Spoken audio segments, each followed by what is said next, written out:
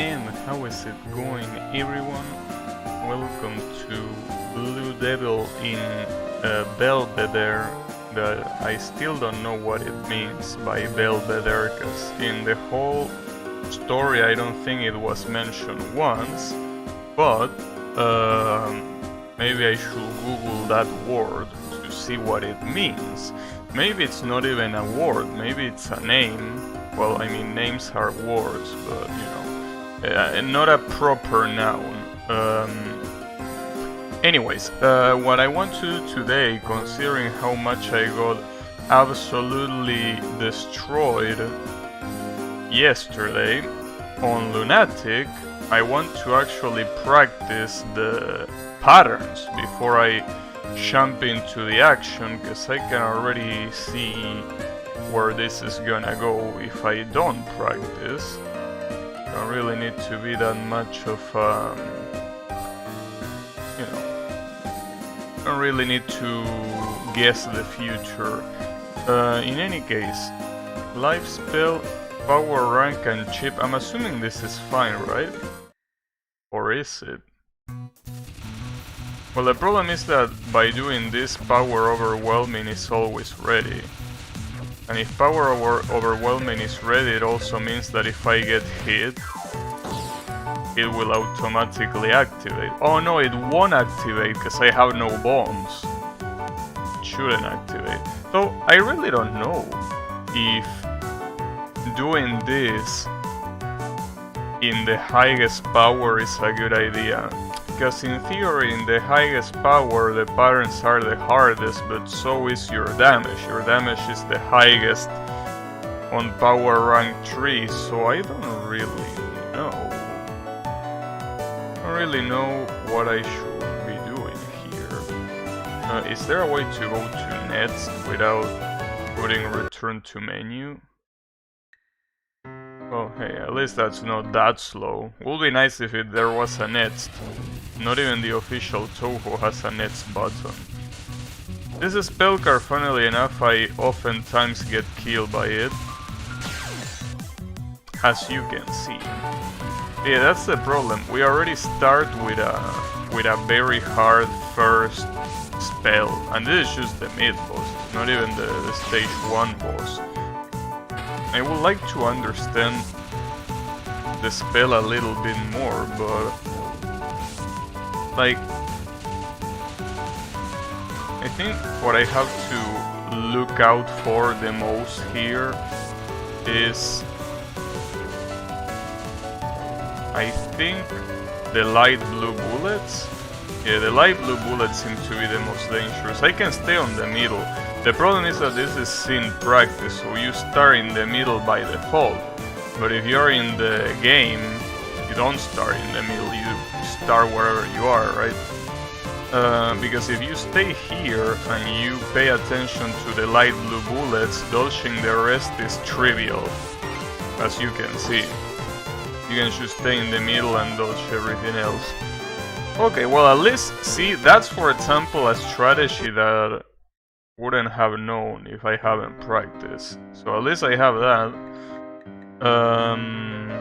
So well, that's Cyrano, I guess. So Remilia. Remilia didn't have anything hard, right? That I remember particularly. I don't think Remilia had anything particularly hard here. Also, I realized that Sakuya is supposed to be kinda like the most important character in the game. Because this is supposed to be like a whole backstory to her that is absolutely non-canon, but hey, it's there. But you know. So that's also another reason why I want to beat it with Sakuya. Though I still think that it might be easier to beat with Reimu, because otherwise, if you don't beat this with Reimu, like the thing about Reimu that is really good is that when you enter that hyper state, you can get hit 3 times. And that's important because if your shield gets broken, there's not much that you can do. Like, you're gonna die. Because you have low power, you know.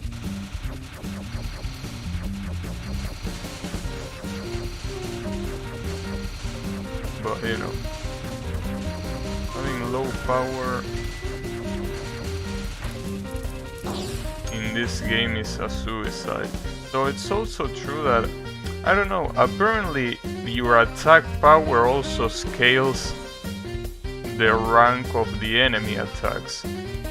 I don't even know if it's that good of an idea or not. It's a little bit weird. Fear of Odin. Why Odin? Pretty sure Remilia is not based on Norse mythology, right?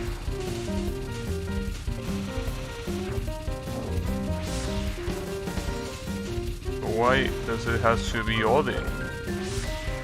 Odin is not. But, you know. The next one is the last one. Did she have a third spell card? Yes, she had. The Fields of Punishment. How poetic. Oh yeah, this one.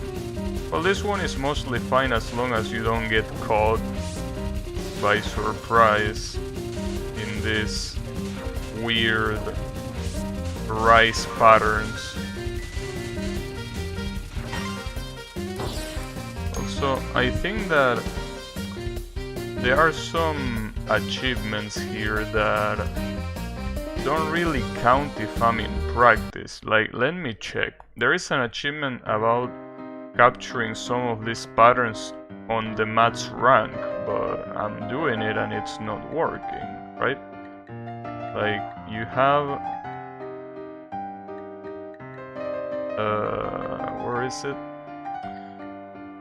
Cernos Myth was spell on match rank, and when you say match rank, you also mean that I should enable my overwhelming power thing, because apparently that also makes the attacks of the enemies stronger. Well, let's find out what happens if I enable it now.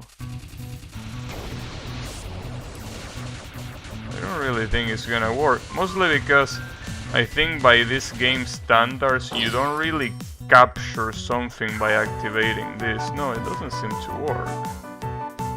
Unless there is a way to activate it from the beginning, which I don't think, judging by these options, right?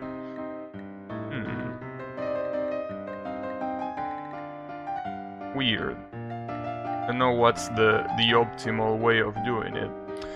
Anyway, stage 2. Or maybe you just need to do it in a real run, which will make more sense.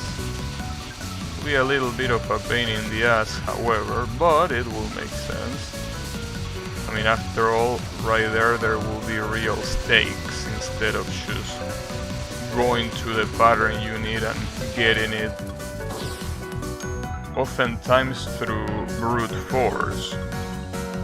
A lot of these patterns, especially the ones that depend a little bit on RNG, you can just keep doing them and eventually you will get them. But that's pretty much what kinda scares me about this game. There are a lot of patterns here that are just very hard to do them in an actual run. Also, why is there right next to Lunatic there is an icon? I don't know what that means. Is that I'm in sin practice or what? I don't know. I also don't kinda understand the numbers in the pattern history. Like,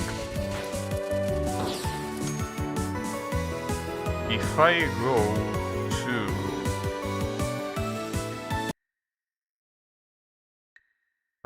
here, so there are 3 numbers. I understand the other, like the second two means that, you know, there has been one capture and one attempt. But what about this one? Like, what does it mean? What does the 0 mean there? A little bit, and as you can see, it only applies for spell cards too, so I'm not sure I get it, what it means by that. Maybe I should read the manual again. I don't know if it goes over what that means. Also, this Eden thingy, I think the best way of doing it is on the middle, right? Because you cut the most amount of bullets, just like that. Yeah, it seems to work. The problem of doing that is that you have to deal with the bullets that come from below.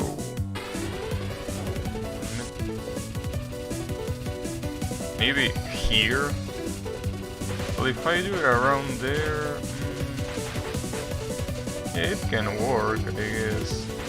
Just that the red bullets make it hard to see, funnily enough. The red bullets merge way too well with the green bullets. Makes it a little bit confusing to get. See, that's for example one of the patterns that will be very hard to get in an actual... wait, the manual is right here. Maybe it will say what that number means.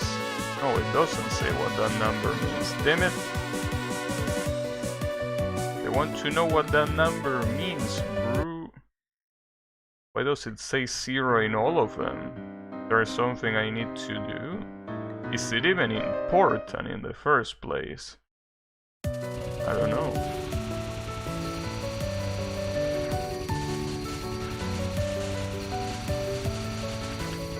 See, and this is another one of those patterns. Another one of those patterns that it's just hard to catch in an actual run. Which is very challenging.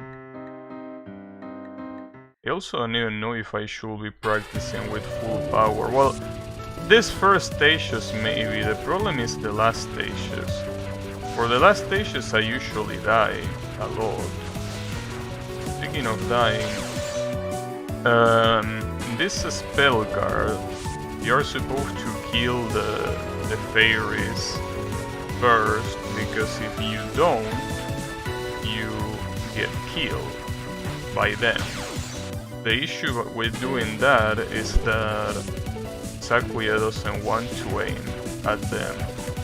So you need to actually aim yourself. And possibly the best idea to do it is by doing it in the unfocus mode. Because if you do it in the focus mode, it seems like you don't do as much damage, for what I can see. But yeah, I don't know. A lot of these patterns are just very... well, again, I don't want to sound like a broken record, but they look overwhelming. Okay, look at this, for example. Like, you have a lot of bullets at once. And it's just very...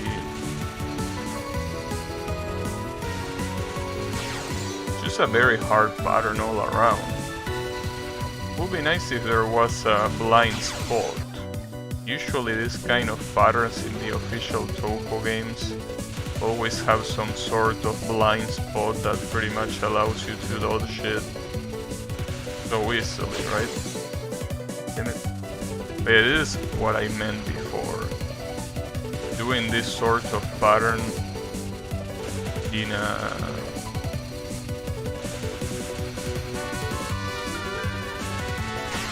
real run is just too hard.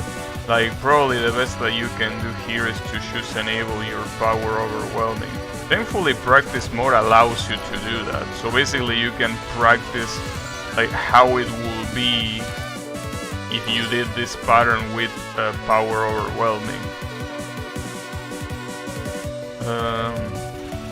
And you can clearly see that if you activate Power Overwhelming, the pattern becomes harder. Like, pay attention to the amount of arrows here, right? And pay attention to the amount of arrows here.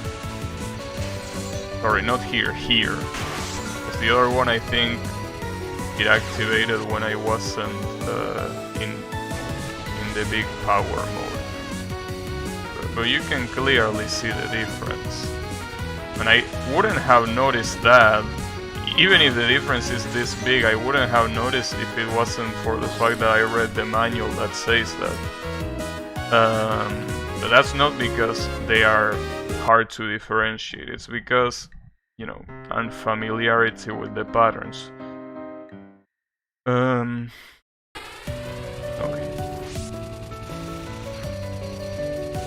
Well, this one was the... was out to say this one was the easy one. Well, I mean, this is an easy spell card, it's just that... Yeah, that's what you gotta pay attention to, the green hearts. The green hearts are the most dangerous bullets here.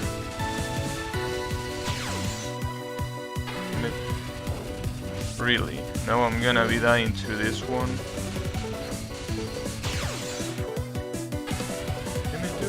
What happened?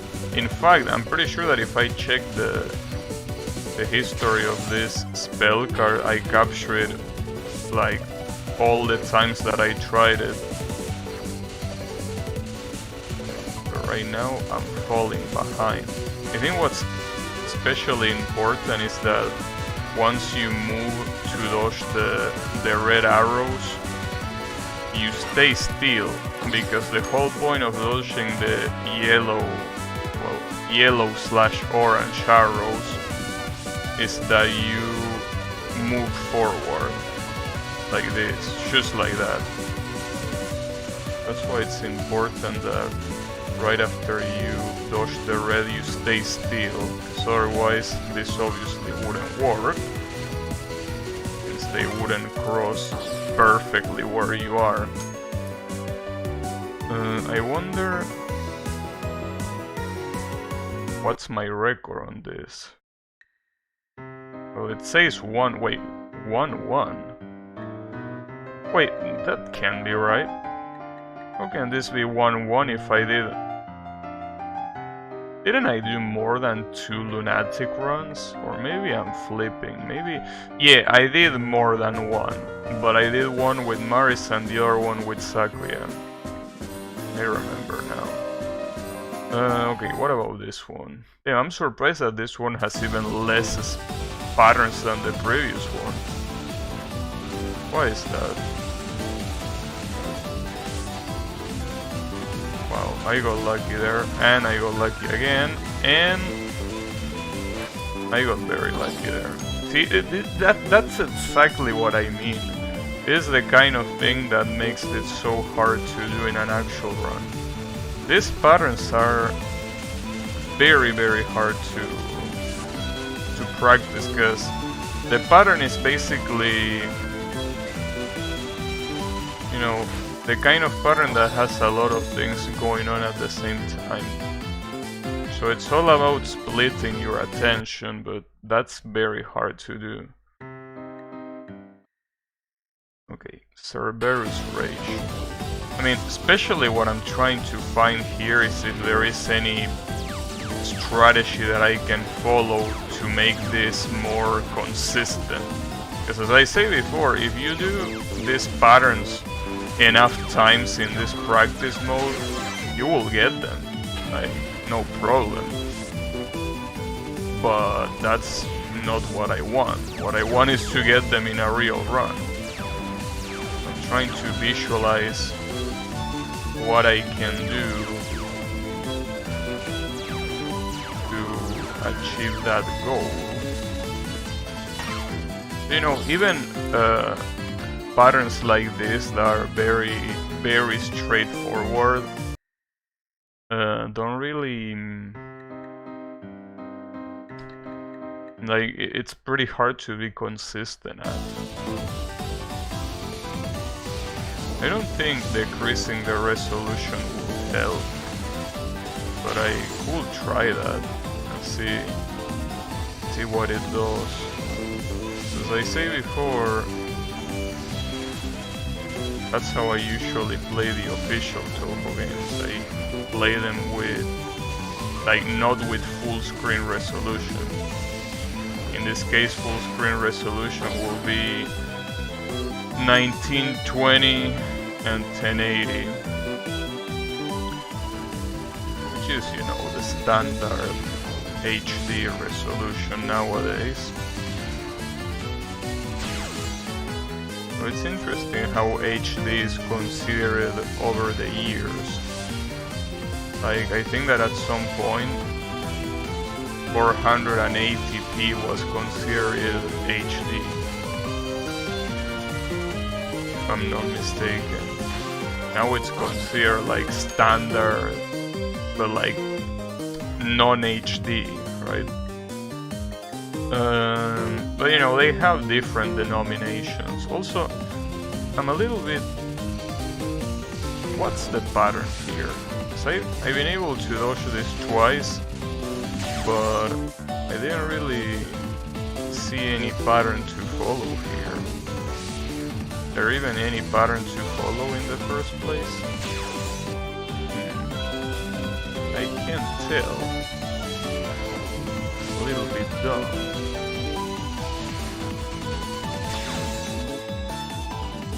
I really don't know.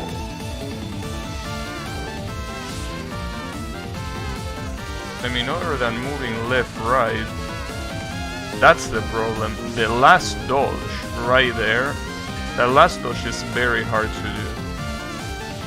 But basically, if you just go to the border, you can do it. Hey Tiencap, how is it going? What difficulty are we talking about, by the way?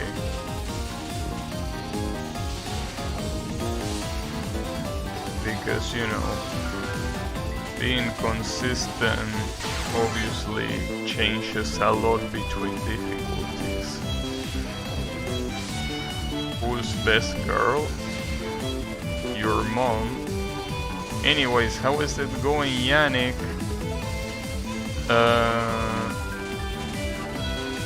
I don't know, dude. Lunatic? Well, I don't know how I could get consistent here, but this is very hard to get consistent at, for me at least.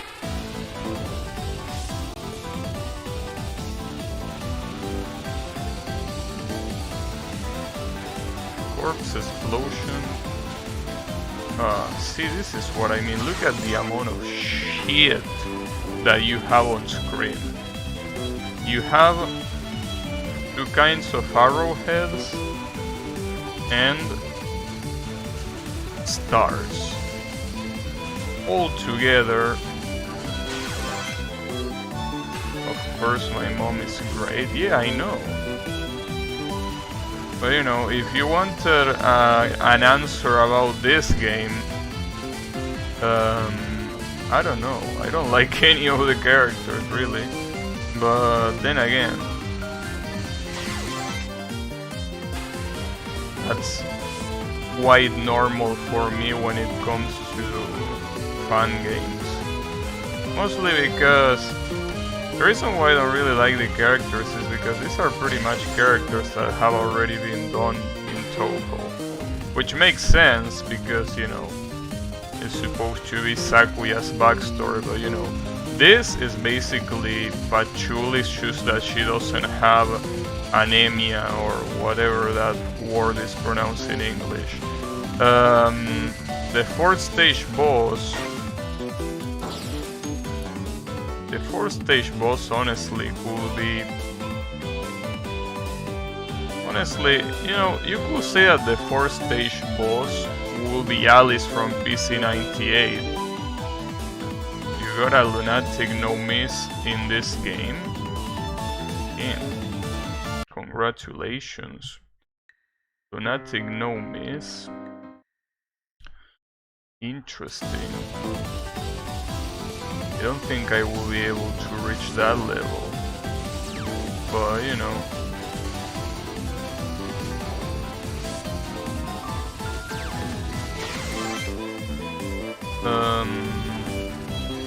What was I about to say? What was I talking about? Oh yeah, the characters in this game. Yeah, I don't know, dude. I feel like the characters in this game don't really tell me much. I wouldn't say these are characters that have already been done in Touhou. It's more like these are characters that have already been done like anywhere. Yeah, and I'm not just talking about what they do. Like obviously their profession is something that it will exist in other fiction, right? Because I mean, you have a magician, you have a witch, you have a sculptor.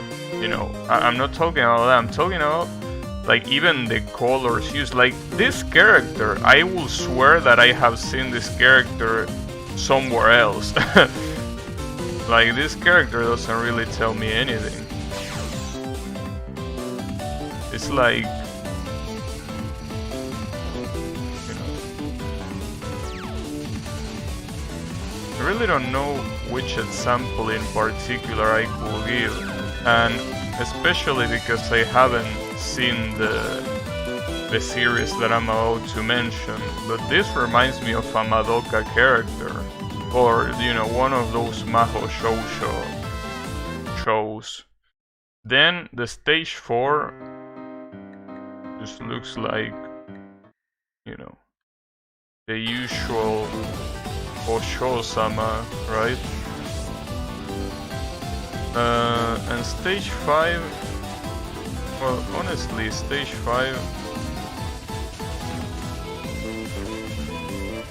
is the typical Pots girl.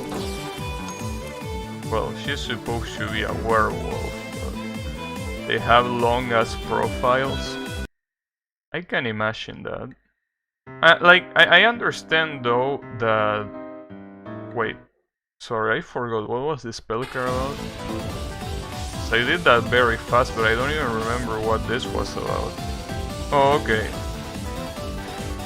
Okay, the only difficulty about this spell card is the crossing bullets. The red and blue bullets here are exceptionally hard to get.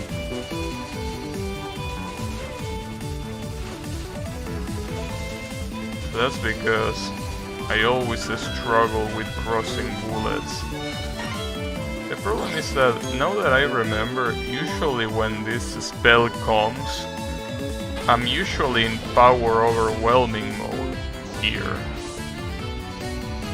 So that's why this spell card looked way harder before, I think. This thing usually, yeah, I mean, you can clearly see the difference here. It's a little bit fucked up. Also, I noticed that if you enable this mode fast enough, you can actually capture the spell card afterwards. Like, look at the score tab now. See that bonus? That bonus means that you can still capture the spell card. So maybe I can get these achievements, or maybe no. But I mean, I'm the achievements that tell you to capture at max rank. Hey Clone Cat, how is it going? I'm here practicing a little bit because this shit is overwhelming, and that's gonna be my favorite word to use whenever I play this game. Well, I mean, overwhelming is already a pretty good word outside of the game, but in this game it couldn't be more fitting. Like, for example, look at this pattern, dude. It's just very hard to know where to go. Like, well, I mean, it's pretty clear that you need to go where the blue bullets are not in, but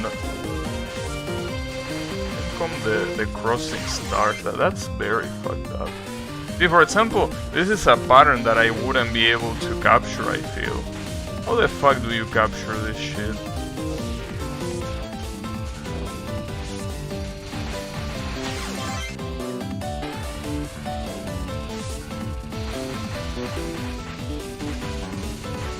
At least it seems that if you stay very close to the blue bullets, the red ones can get you. But then this star comes and basically...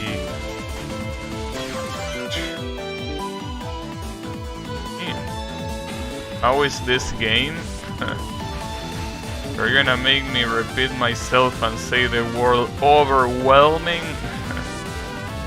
But no, I mean, that's pretty much the best word to describe the entirety of this game. This game is overwhelming. For real. This game is actually overwhelming. The patterns are insanely aggressive. And it doesn't help. Oh, I didn't capture this? Yeah, I didn't capture it because I activated power overwhelming. Sorry, my bad. But yeah, basically, it's you can tell, for example, by patterns like this. Like basically just a lot of bullets, very little space to actually dodge. But I think that it's very hard. It's a very hard game. Which it kinda surprises me because I compare it to the previous game. The previous game was so noob friendly. Like I remember when I played that game and I'm like, damn, this game is perfect for everyone.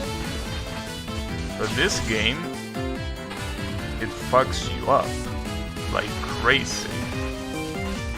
Like this game doesn't give you a break. Obviously, I'm playing it on Lunatic, but that doesn't really matter that much. I mean, on hard mode, this was very hard too. In fact, I mean, even if I got it on my first try, that's more because of how the mechanics of the game work. The way the mechanics of the game work make it very hard for you to run out of resources regardless of how shit you're playing. But... like in the sense that it's hard to run out of resources by accident. Like for example, you know how when you play an official Touhou game, the most notable problem is that you die with a full stock of bombs, right? That's the main issue that most players have when they play Danmaku games. This game, however, has a lot of mechanics that make sure that doesn't happen. Or, well, it still ends up happening, but the point is that if you play a lower difficulty, unless you play, like, very, very bad, you usually don't lose too many resources. So because of that, like, whatever you do the first time you play, you will get a lot of resources. But yeah, that's mostly on lower difficulties. On Lunatic though, doesn't matter how much resources you save, because you will be needing them constantly. I mean, look at this, I still don't know how to capture this. And this is, by the way, only the stage 3 boss. And I understand, stage 3 bosses in Touhou are usually the difficulty spike. But yeah, I don't know what to do here. When the stars come, it's just very hard to do anything, you know? And it's not like this is one of those spells that has like some way of dodging it. Wow, that was luck. I mean, obviously, but in case you needed to know, I captured this thing by accident, and that's pretty much how I feel that most of my captures in this game are. I capture them because I play them enough, but not because I really understood a consistent way of doing it. That's my issue with the game. Seems very hard to consistently do well. Let me try again one of the... Don't shoot the blue spirit. Don't shoot the blue... Well, how? I mean, it's pretty hard when you are Sakuya. Wait, you want me to not shoot at all?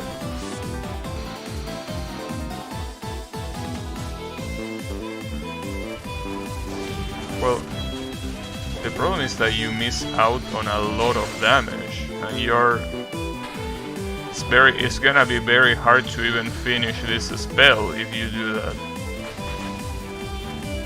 Not to mention that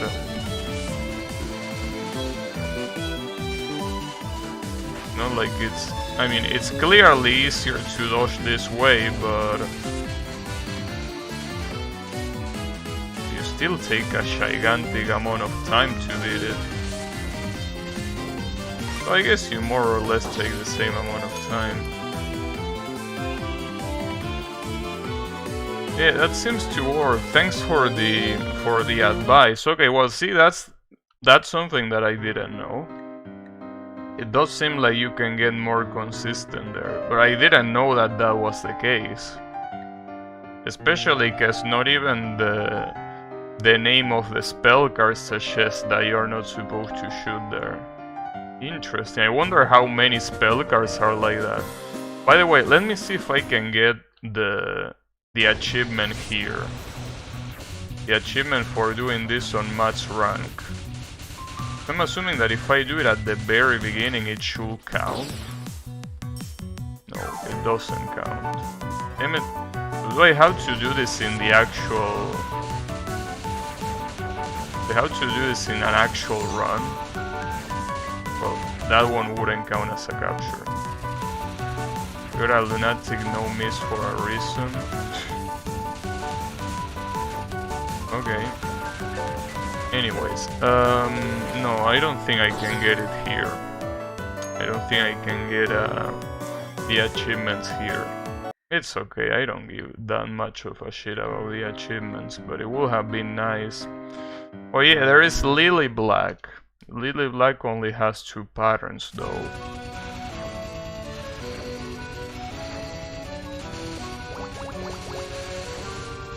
Yeah. That's very aggressive.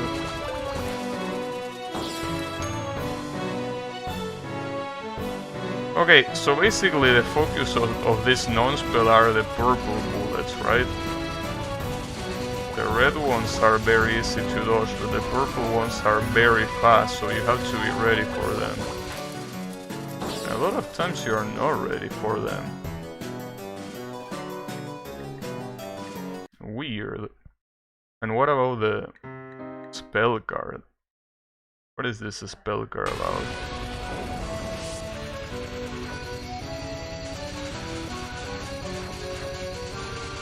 Well, this spell card wasn't really that big of a deal. I remember capturing it in an actual run, didn't I capture this in an actual run? I wonder what's the best idea when it comes to the purple bullets, because the purple bullets only attack you when you hit.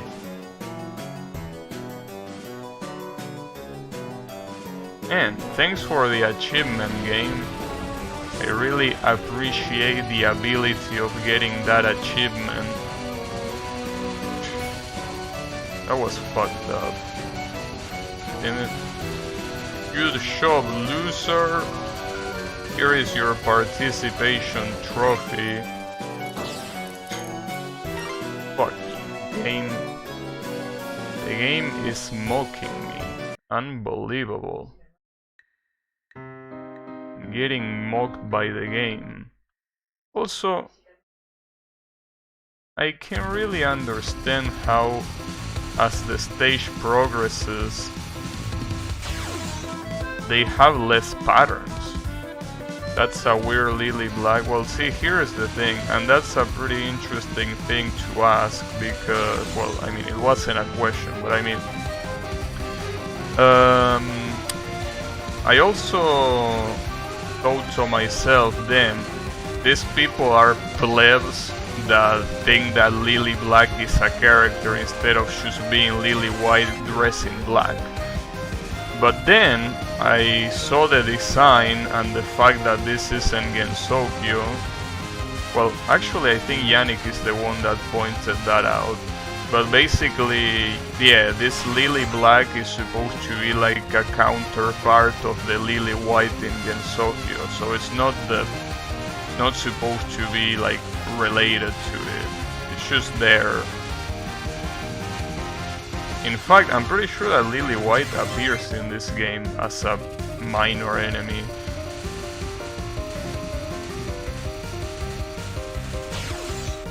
And I don't get it, dude.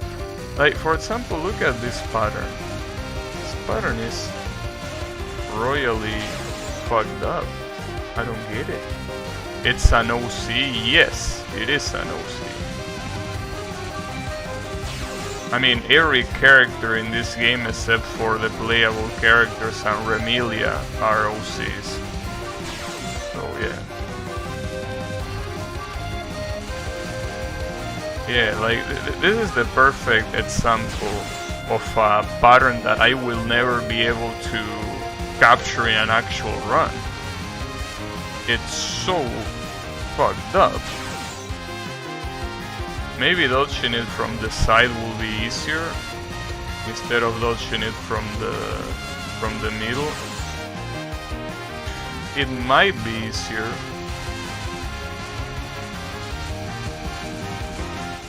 You have more leeway for the crossing bullets, but if you do this isn't gonna ever end.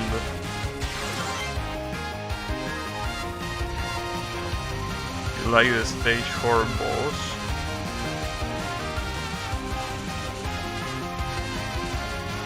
About the music in this game, I really haven't been paying too much attention, to be completely honest.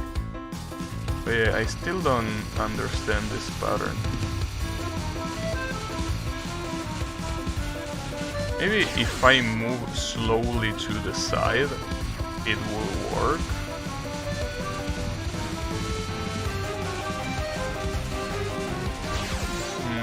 I don't think that's the case. Like, I thought that maybe moving a little bit to the right every time I needed to dodge. But no. These patterns are something else. And you can imagine that if this is already so hard to capture in practice, how hard this is gonna be to capture in an actual run. Well, I will say impossible. And you know, it can actually be worse, as I say before. If you activate overwhelming power, look at this. Well, actually that seemed easier. What? Seemed like the bullets were more direct.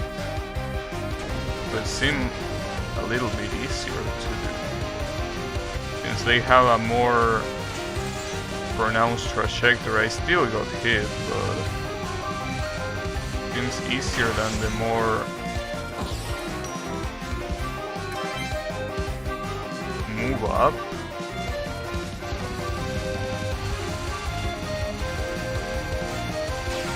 I don't know about moving up. Doesn't seem like the best thing to... I understand what you say. It's basically the same thing that people told me when I was tryharding Pristine Danmaku Hell, but I'm not good at that kind of movement. Yeah, basically move up to dodge, but I'm not a fan of that kind of dodging. I can never get it properly.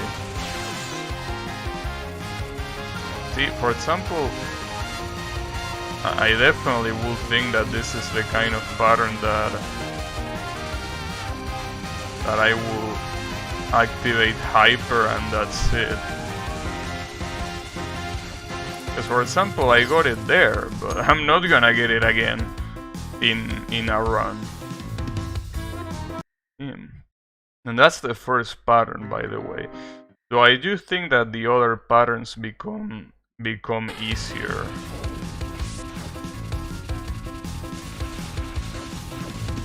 Well, I don't know if this one enters that description. So I think that this one is easy if you try to dodge in the middle. You still have to deal with those fire bullets. which seem very, very aggressive. But at least they seem quite normal to dodge. A little bit. The bubble bullets make it a little bit hard to see the rest. There is a little bit of an issue in this pattern, however. If you don't remember this spell card is coming, you're gonna die, because this is one of those spell cards that you can bottom hug. And since I always bottom hug, it's gonna be very hard for me to forget I'm supposed to do this.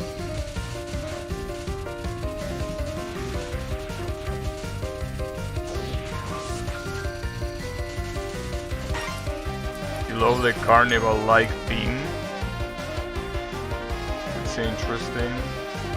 How about move up a little bit, then go down alongside the bullet for your eyes to catch up?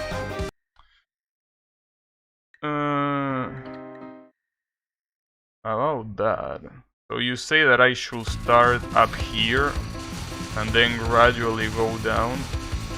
I'm not sure that's gonna be a good idea, because usually every time that I do that strategy I end up in the bottom almost immediately.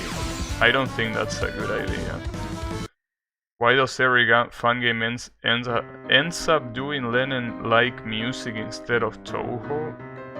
What you mean Lennon-like music? This sounds nothing like Lennon. How does this sound like Lennon?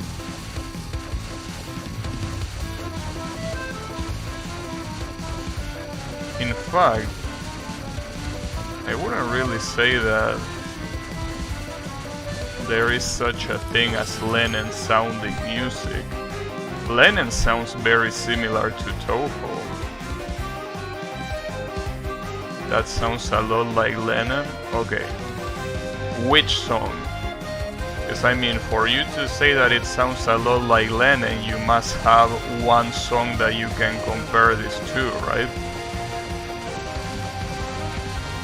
And be like, you know, this sounds very similar to this, or this has a little bit of a resemblance to this.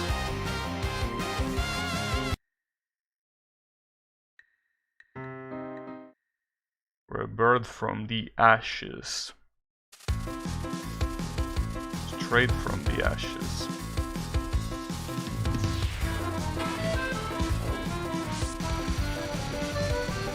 Oh, this is a survival spell. You don't even need to shoot. Yeah, this one is just hard again because of the crossing bullets. I'm not a fan of crossing bullets. I really don't like crossing bullets. And it's funny because I don't like crossing bullets, and yet the final spell card from Suwako Mishaguchi-sama, I can do it almost flawlessly. And it's like the definition of crossing bullets. So I'm assuming that the reason that I can do it well enough is that, like, it's not a very vertical crossing. Like, this one is very vertical in the sense that they don't have too much, like, well, how do I say it? They have a lot of vertical acceleration, or vertical speed, I guess, instead of acceleration. Mishaguchi-sama is basically a spell card that has almost no vertical acceleration, which makes it easy to react. But this one is definitely not easy to react.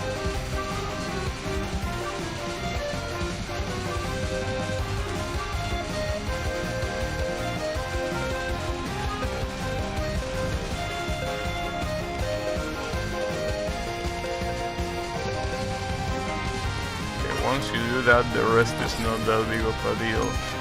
But yeah, it's pretty hard to get through the first.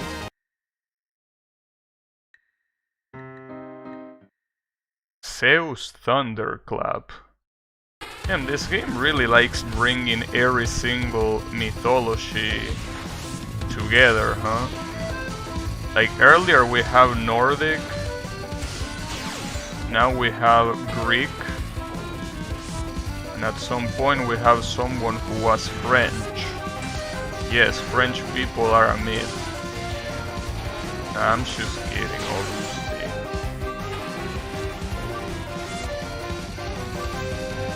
Well, actually, the stage 3 boss is supposed to be French. But you don't know if she is French or if she just speaks French. Because, you know, those are two different things.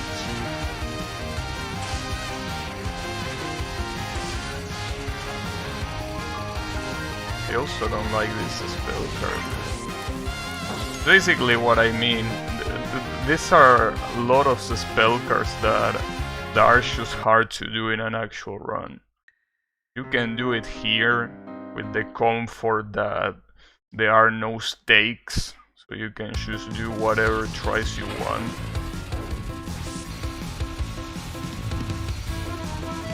This is the oppressive spell card. The one that as time goes on, the orange bullets I think become closer to you. Yeah, they do. That was quite an aggressive spell card.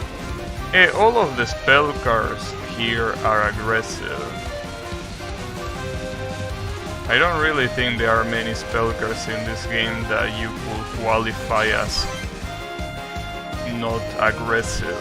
I think that all of them qualify as aggressive. I mean, well, there are some that are less aggressive or more aggressive than others, but generally, still... Okay, I think I know what the best way of dodging this spell card is, and that's by looking at the center. The only problem is the fire. The fire doesn't really let you do that. Like, if you just stay in the center, you can pretty much dodge all of the stars except for the first one. But the issue is that the fire clearly doesn't let you be in the center. Well, the fire and now the red circles. Did people complain to the devil about Sakura being easy or what? I don't know.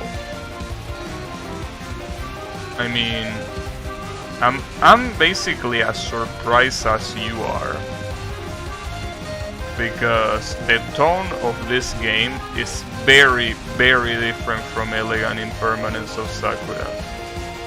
Both, well, I guess the storytelling doesn't really matter, but I mean, gameplay-wise, it's very different. Storytelling also is very different. In fact, this game is pretty much the backstory of Sakura. So it takes a lot more, I don't know if I should call risks or what's the word for that, but basically this game doesn't add to what already exists, but tries to kinda like explain what already exists. I'm not a very big fan of that, to be honest. I'd rather have people creating new shit instead of trying to be like, yeah, this character that is already established in reality has all this that we tell you about here, right? I'm not a very big fan of fun interpretation of characters. I'd rather them have nothing but OCs. I'd rather have them have all OCs. Or if you're gonna use pre-existing characters, you have something that you know, uses what we already know. In this case, they basically say, fuck it, here is Sakuya's entire backstory. Alright. And yeah, gameplay-wise, it's very different, obviously, in the sense that you can see how it is different. The patterns are insanely aggressive. And, well, the gameplay mechanics are also very different, too. Basically, Elegant Impermanence of Sakura rewarded a lot of, you know, stage memorization and basically basic dodging. I think this game what rewards the most is resource management and well, hard boss fights. The only very hard boss fight that I remember of Sakura was the Stage 5. Stage 5 was really hard. That boss was so annoying to fight against, but that's the only one. All of the other ones felt like very pleasing to fight against. In fact, you know, hey, Yannick asked me earlier about who was best girl, and I told him that the designs of this game don't tell anything to me. And that's something that you can also compare to the previous game, you know. This game basically has very stereotypical characters, you know. Like, if you look at the design of all these characters, you will be like, as I say before, I saw this character somewhere else before. Like, you will pretty much say this about almost every character in this game. Maybe, I guess the exception could be the Stage 2 boss that is supposed to be like an animal goddess that looks pretty particular, having deer things and a bow. And, you know, basically the contradiction of being a goddess of animals, but also a hunter goddess, right? But other than that, most of the characters in this game don't really feel very original. In the previous game, I'm not gonna say that they were insanely original either, but you had, for example, the clam on Stage 4. You had the extra boss that's pretty much a goddess dressed like a 60s teenager. And you had the mirror yokai. That one is also kind of something that you remember. In fact, I will say that Stage 5 and 6 in that game were the only non-original ones. I mean, Stage 5 was Samiko, Stage 6 was some Sakura goddess, you know. But the mirror yokai, the clam, and the old schoolgirl that in reality is a god of permanence, that was cool. In this one, as I say, the only one that I would consider original is, and even then not really that much, is the Stage 2 boss. I like the extra boss, yeah, but the extra boss is basically... Wait, why does the extra boss not appear here? Huh? Wait, you can practice extra? You can practice extra? Or maybe you can only... Oh, never mind. You can only do it with the character you unlock extra. Okay, never mind. You didn't like the clam? Theme. How can you not like the clam? Especially with her theme. I felt like her music theme was the best, one of the best themes in the game, if not the best. In fact, to this day, that theme and the extra theme are the only ones I remember about that game. Well, I also kinda remember the final boss, but barely. Wait a second, what was the pattern here? This is a survival that only lasts for 10 seconds, but...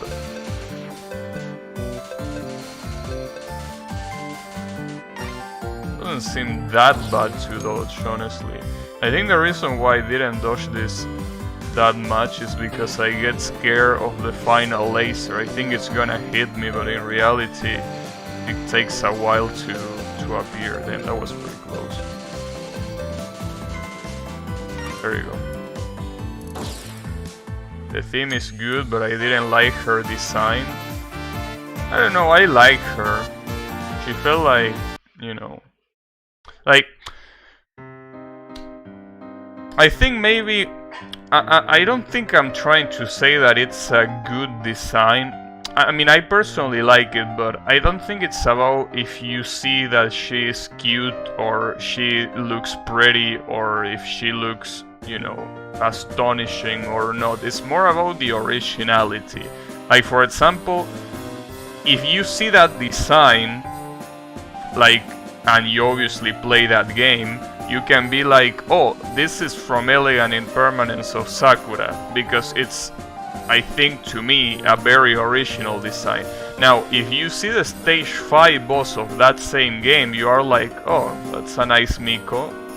Who is this? And then you are like, oh yeah, that's right, there was a Miko in that game. I think that's what I'm trying to say, like, her design is very original.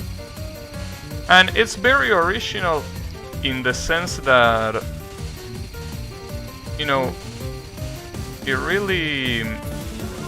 really can't recall many other characters like her. If I'm honest, like, for example, there was a Miko. Yeah, there was a Miko, and it wasn't Reimu, mind you. It wasn't Reimu. But yeah, like, for example, this girl, just to give you an example of what I'm trying to say, this character right here looks like, I don't even remember the anime because I didn't watch it, but I do remember a lot of people posting her. Like, there was a slice of life anime, I think, last year that featured like a wolf girl maid. Well, it reminds me of that, and that's not the only one it reminds me of. It reminds me of basically every single, you know, Kemono Mimi character. That's kind of what I'm trying to get at. If you show me this character, like, 1 year from today, I'm not gonna remember that this character is from here. Because there's no defining trait that stands her apart from many other characters that are similar to her. If you show me the stage 4 boss from Impermanent, well, you know, Sakura, Elegant Impermanence of Sakura, I'm gonna remember that she's from that game, because to me that character felt iconic. Something that you can see and immediately associate to the game. I think that's what I'm trying to say. It's not about liking the design or not, because, for example, Yannick likes the extra boss. But honestly, when you look at the extra boss, in fact, let me look at the extra boss right now. Here. Like, this Rosen Maiden character. Like, I already seen this character in many places before. You know, that's what I'm trying to say. You show me this character in 1 year from now and I'm not gonna remember that it's from this game. Because she looks like so many characters already. And that's also why I say that if you show me this character, I might remember her. Because the combination of shit she uses, you know, the flower crown, the deer antennas, or I don't know how they are called, but, you know, the bow and the sparrow surrounding her, it's probably something that I will remember. Obviously, I'm not against simplistic design. I'm not trying to say that every character has to look like a clown for me to remember it. I'm just saying that these ones in particular, to me, look painfully generic. That's what I'm trying to say. Gothic lolly is quite overdone. Well, yeah, I mean, that's pretty much what seemed like a Rosenkrauss character. Yeah, well, that, I think, more than Rosenkrauss still, it's Rosen Maiden. Rosen Maiden is the kind of franchise that has a lot of characters looking like that, which it makes sense because they are supposed to be dolls. I mean, I haven't watched nor read Rosen Maiden, but I'm pretty sure that's how they look like. Obviously they have different colors, but I'm pretty sure there is one Rosen Maiden character that has that specific color. And also, now that I think of it, on Nanoha, there is a character that looks very similar to that. She's called Vita, I think is her name. Though she looks quite different in terms of hair and all of that, but the dress is almost, well, if my memory serves right, it's very similar. But yeah, it's what you say, that gothic Lolita fashion is very, very... oh, fuck. Damn it. Sorry, I spit on my keyboard. My bad. But yeah, that gothic Lolita fashion is very, very common. So yeah, it's the reason why I tell you it's something that I'm not gonna remember that she's from this game. Giant Hammer helps remembering Vita. Yeah, that's something that I do remember a lot from Vita. The way it's like she's playing cricket when she fights. Well, I think that's what the point of her design is. Like, she looks like she's always playing cricket. In fact, the hammer is supposed to be Sherman and speaks in Sherman too. Well, I don't know. Is cricket Sherman? Hey, where is cricket from?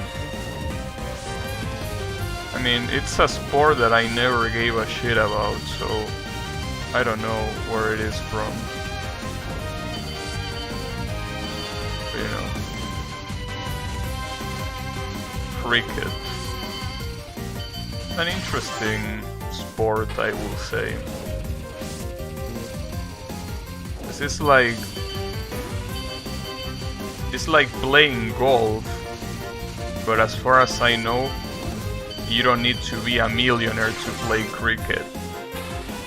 So it's kind of like, you know, golf for everyone. Isn't British? I don't know. No, I also don't know. Well, in that case, that's weird that they decided to go for Sherman, because she really looks like she's playing cricket with her enemies. Also, I should rewatch Nanoha Ass. Mostly because it's a pretty funny name, Nanoha Ass, right? But other than that, was a very good show. And one of the best openings too. Eternal Blaze. That was a very good show.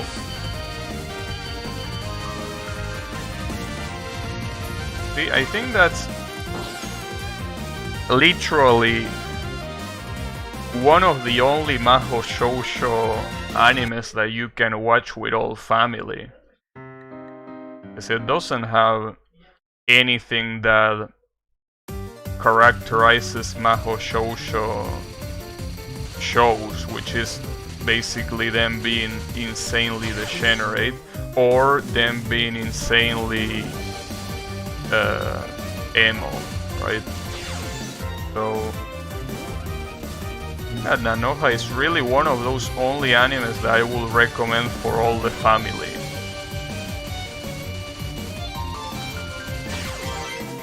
I mean, there aren't many that you can recommend, well, other than, you know, animes that are meant for the whole family, like, I don't know, Doraemon and shit like that, but, you know, should rewatch Nanoha. It's been a while. I think that it's literally been like 8 years or more since I watched Nanoha. Probably more. It's probably way more. I don't know, I don't remember. It's been some time. Oh, this fucking spell card, dude.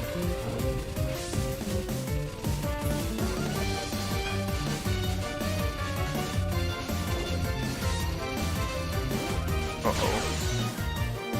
It did for like the first 3 episodes of the series, then it became Dragon Ball with magical girls. Yeah, but that's exactly what I mean.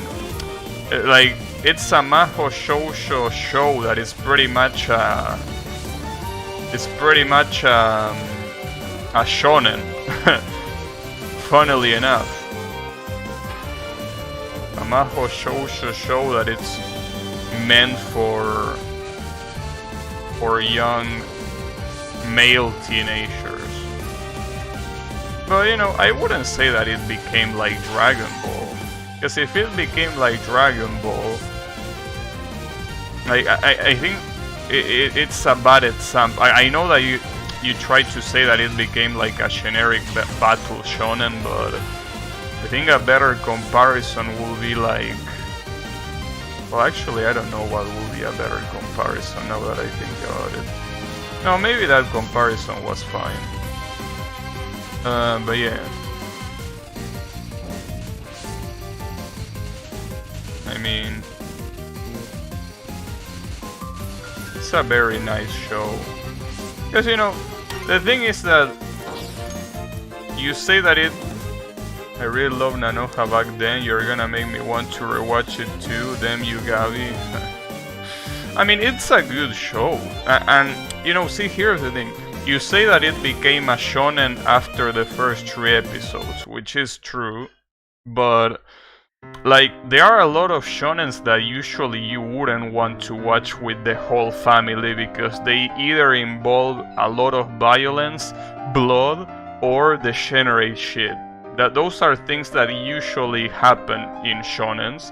I mean, Dragon Ball has the insane violence, so does Naruto, and there are some other shonens that should have the degenerate stuff like My Hero Academia, right?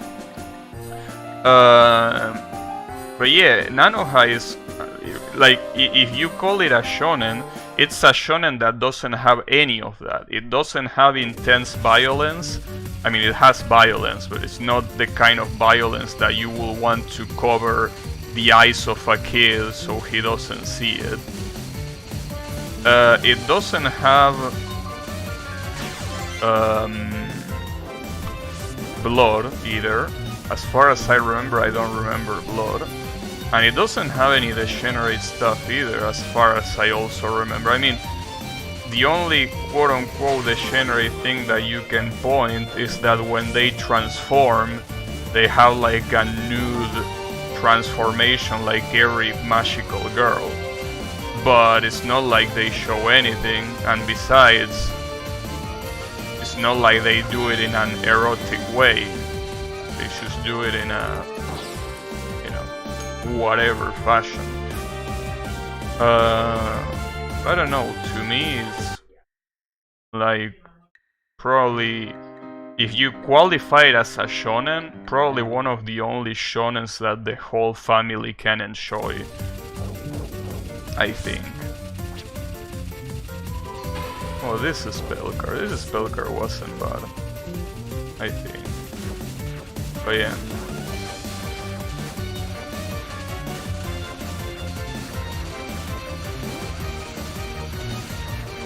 I really did not like, well, it's not that I didn't like it, but I don't prefer it over the first 2, Strikers, which is the 3rd season of Nanoha. I didn't like it that much. I still think that Nanoha As is the best season that it had. Well, of the first 3, because I didn't watch anything else. Yeah. Maybe I should chill more at the bottom here, instead of being so close to the eye for no reason. Yeah, that seemed to work, yeah. In fact, it's not like the purple bullets are getting closer, so dodging here is probably for the best. It's still hard though.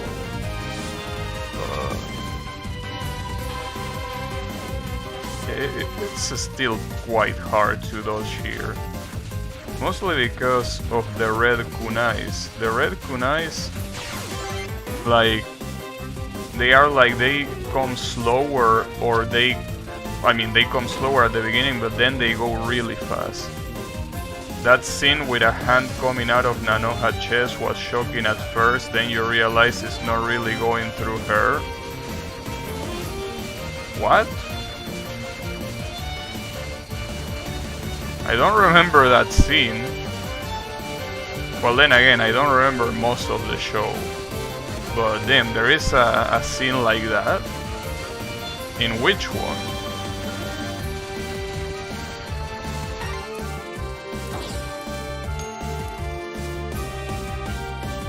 Really don't remember that. And it's probably for the best. But yeah.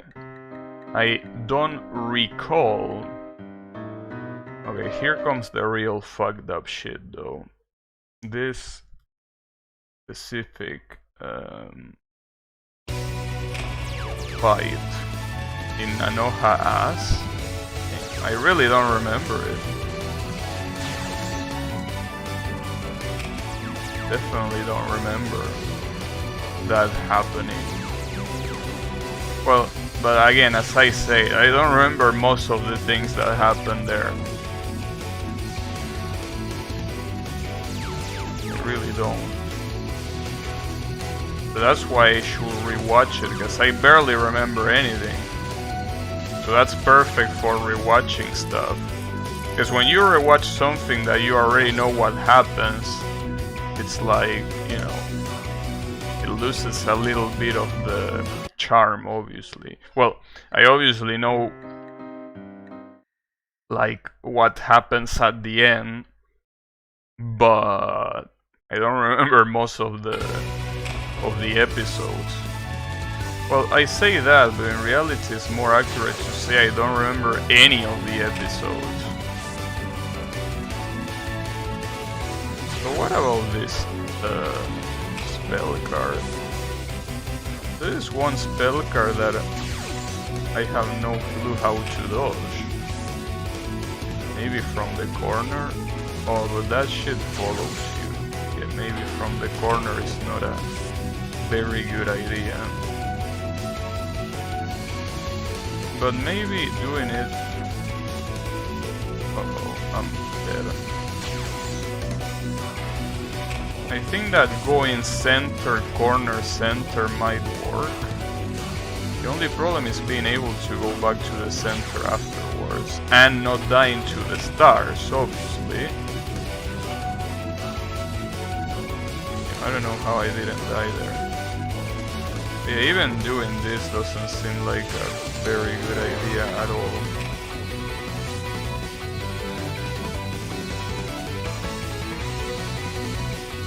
Doesn't very seem too smart. But maybe. I don't know. I mean, it seems like a more consistent way of dodging it. It could work. The Vivid series became all the degenerate stuff the series didn't have, so it's good to not watch it, it sucks anyways. Damn. Yeah, I think it's kinda like that. I mean, I did not watch it, but I think I remember seeing a few things from it and I'm like, alright. It reminds me of, you know, that spin-off series that Fate has, Ilia, you know, the character that in Fate's Stay Night has Berserk at her disposal. So basically she has her own spin-off series. That shit is so fucking degenerate that I don't even know how it was allowed to air in the first place. But you know, it's Japan. They usually don't give a shit, so I don't think that one is the exception. If anything, it's the rule. But yeah. Though I don't know if Vivid is as bad as that or not. But yeah. I remember seeing a couple clips from that too. From Ely, and I'm like, is this fan-made like, because it literally is like, you know, like prostituting the character, pretty much. It's not as bad. Well, yeah, I will say that it's very hard to be as degenerate as Ilya, though. Ilya goes to the... Yeah, exactly, it's hard to top Ilya. I mean, I haven't seen much of it, but the very little I've seen, I legitimately thought that it wasn't official, that it was something that a fan did. But nope, it was official. Alright. So yeah. Then again, you know, the Fate series is all about basically milking all of the characters dry to the point where they are stripped of all dignity, if they even had some in the first place, that is. Which most of the time is not the case, but you know. Yeah. Well, then again, the entirety of the Fate series is basically about not giving a shit about the dignity of anyone, because all of the characters are based on historical figures, like real historical figures. Well, some of them not so real, but I mean, like there is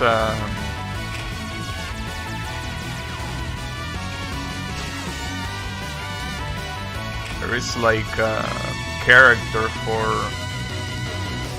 every figure imaginable.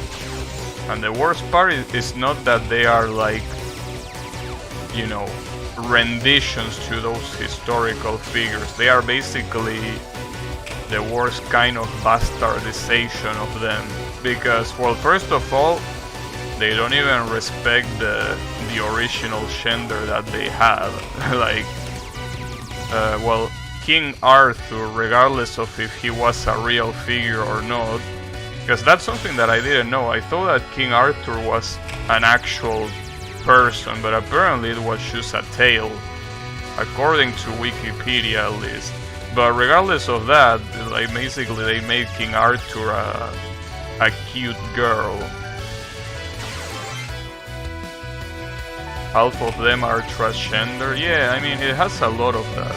And I mean, I wouldn't mind if that will happen with fictional characters, but they are, well, again, some of them are fictional characters, but some other are people that really existed. So it's a little bit fucked up. Well, then again, Sun did the same thing. I mean, Sun did the same thing with Nico. It's like, oh, Prince Shotoku? Oh yeah, he was never Prince, he was Princess Shotoku. Oopsies. So yeah, and that might be something that might be like cultural for Japan, to not giving a shit about historical figures. I mean, after all, even the religious figures are not safe. I mean, well, I don't even need to point that out, but how many Japanese works use Shintoist gods or even Buddhist gods as fictional characters? I mean, just look at Naruto, for example, or, you know, Blaze Blue.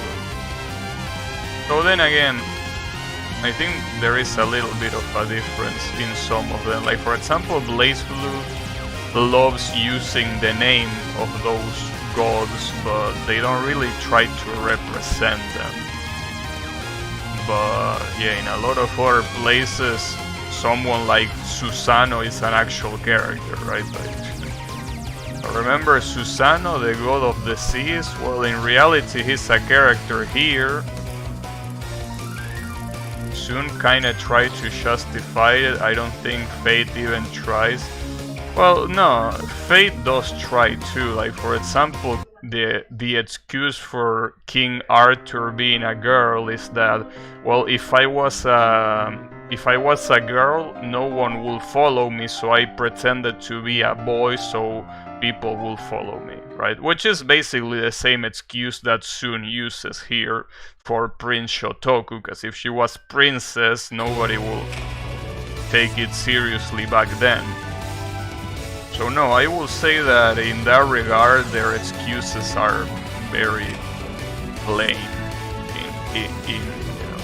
in the sense that, you know, I mean, it's the easy excuse. Just take anyone that was from very long ago, that was a man, and, you know, turn him into a woman by telling you, oh well, I was a woman all along, because if I didn't pretend I was a man, nobody will take me seriously. Like, that's the default excuse. But, you know, I mean, I don't really care that much. It's just that it's funny seeing all these historical figures that were supposed to be something and then they turn into something else. And it's not even about characters being a different gender. Sometimes they respect the gender, but they turn them into something that is kind of like spitting on them. Like, for example, correct me here, because I don't know the pronunciation of this person, but Jeanne d'Arc, I don't know how you pronounce that, because I think that's a French name, right? But that historical figure is a character in Fate, and obviously she's a girl, but you know, they basically turn him into what people like to refer as a moe blobs. They did try with Arthur, but they stopped with the rest. Well, I wouldn't be able to know, because I don't follow Fate, but maybe.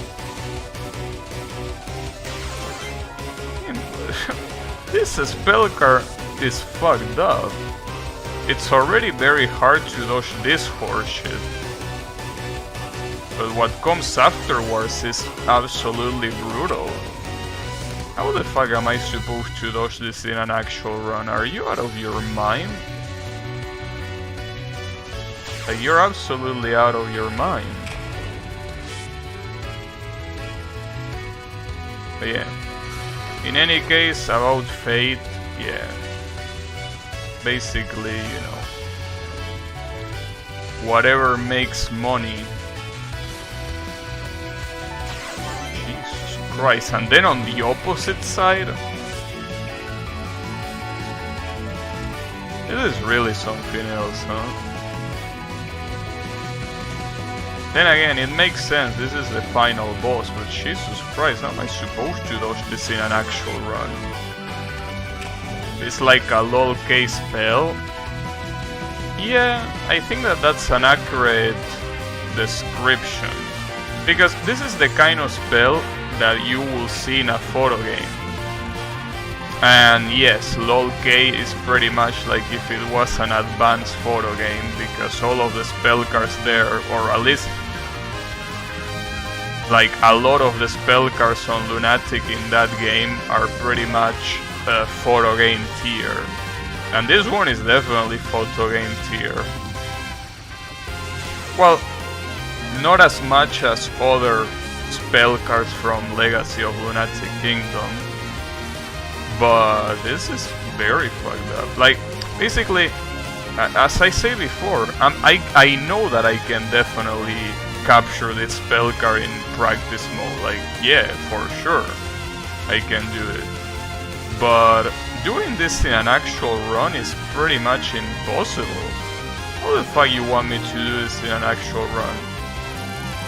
Like, yeah, I did it there, nice shot. How the fuck do I do this?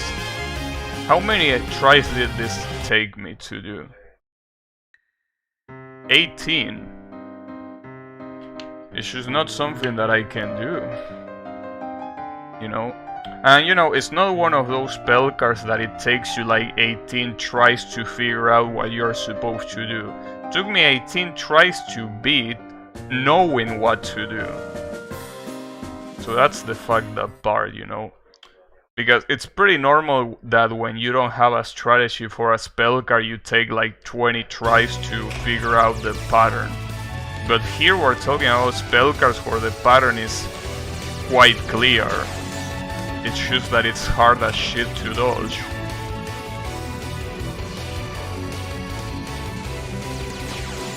In this one, the idea is to go up to dodge the kunais, but if you go too much to the top, those stars very quickly tell you no, can't go any further, bro. And that's fucked up. And it really pains me that there is pretty much nothing that I can do other than, well, get good, right? Like, there is no strategy that I can use here. It's basically all pure reflexes, which, honestly, I'm a fan of a Danmaku game having nothing but pure reflexes and not a lot of gimmicks. It's just that I guess you could say that I'm not used to this requirement, right? Like, at least in Touhou, like, I'm not used that the requirement for dodging is that big. As you can see, the gimmicks are very basic in terms of understanding what's going on. But dodging is definitely not so basic here.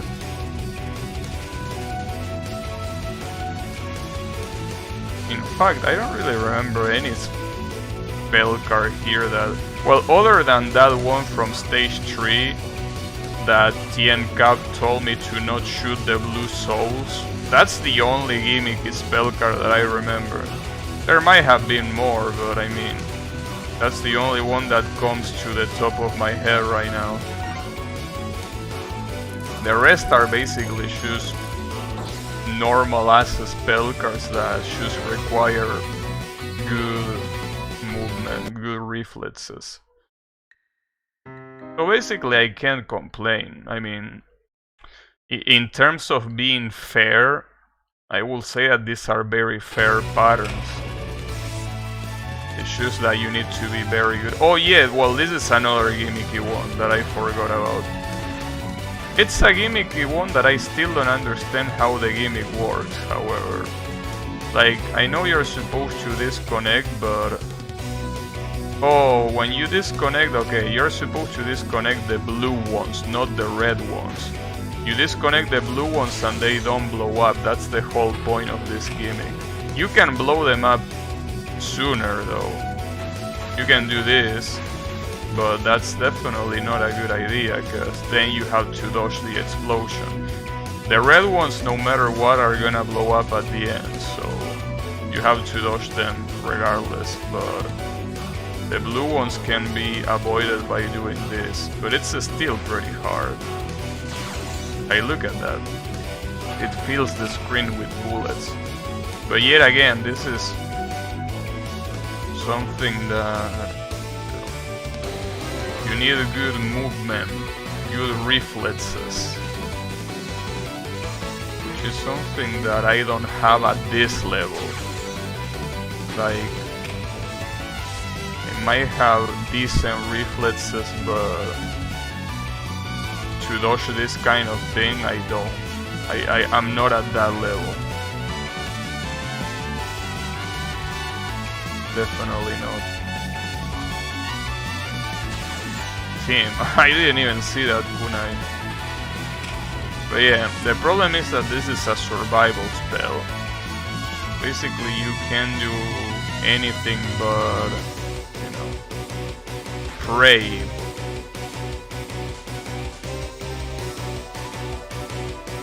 There is no way to brute force this with a bomb or something like that. In fact, I'm pretty sure that I cannot even dodge this by,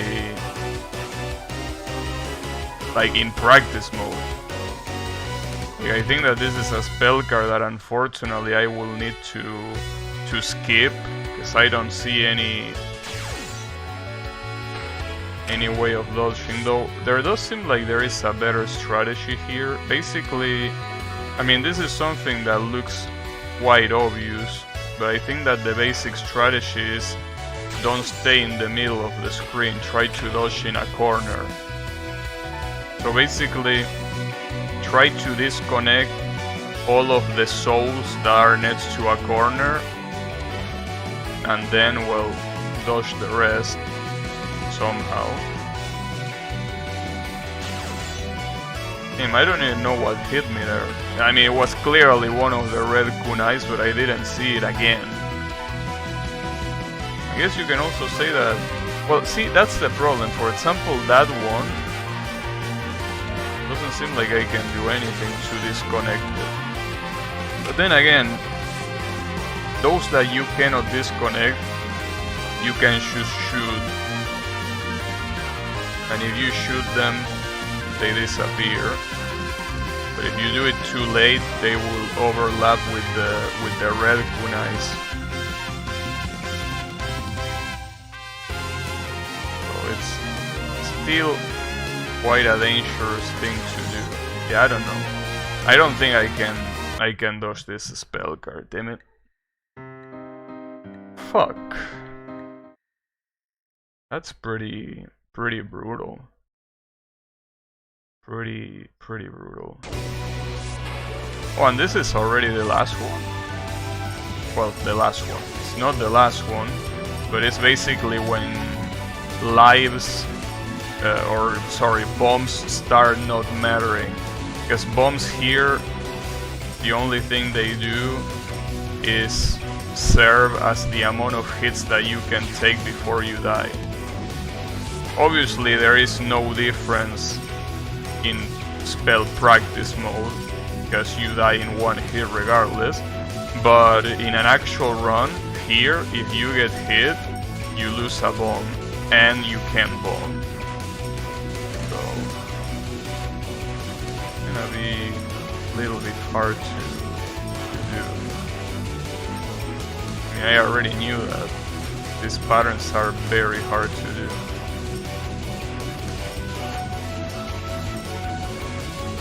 At least you can use those pyramids to clear bullets, but those pyramids are not on demand.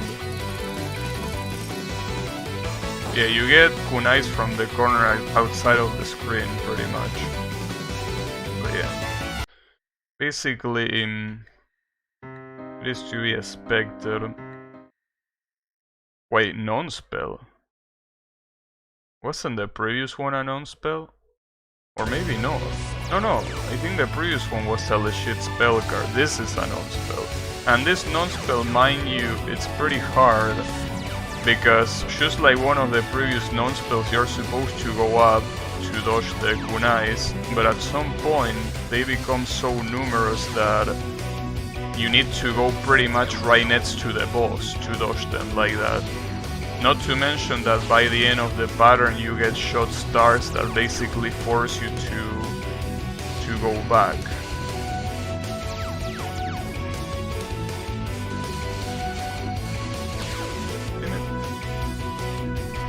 Okay. I want to, even if I can get the survival one, at least I want to get these last ones. I would be a little bit disappointed if I couldn't. So I still feel that, you know,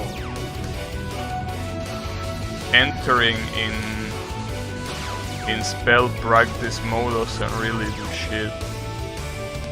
Doesn't seem like these are the kind of patterns that I personally can practice and be like, oh yeah, I'm ready for an actual run, bring it on, right? I think this is impossible to dodge in the bottom, right? I will try, but I'm pretty sure you can. No, you can't. Eventually you get walled. You're supposed to go up.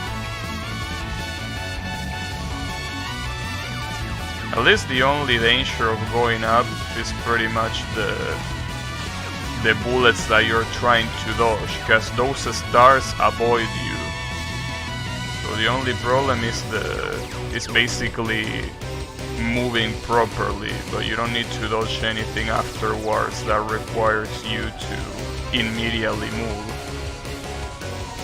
But it's still pretty hard. Like, you can tell that by the third loop you're supposed to go really, really high. Like very high, in fact. I mean, already the second loop requires you to go quite high, but this one, yeah, you're pretty much supposed to go right next to the boss. And I don't even know if the fourth loop is the same as the third one, or if you're supposed to go even higher.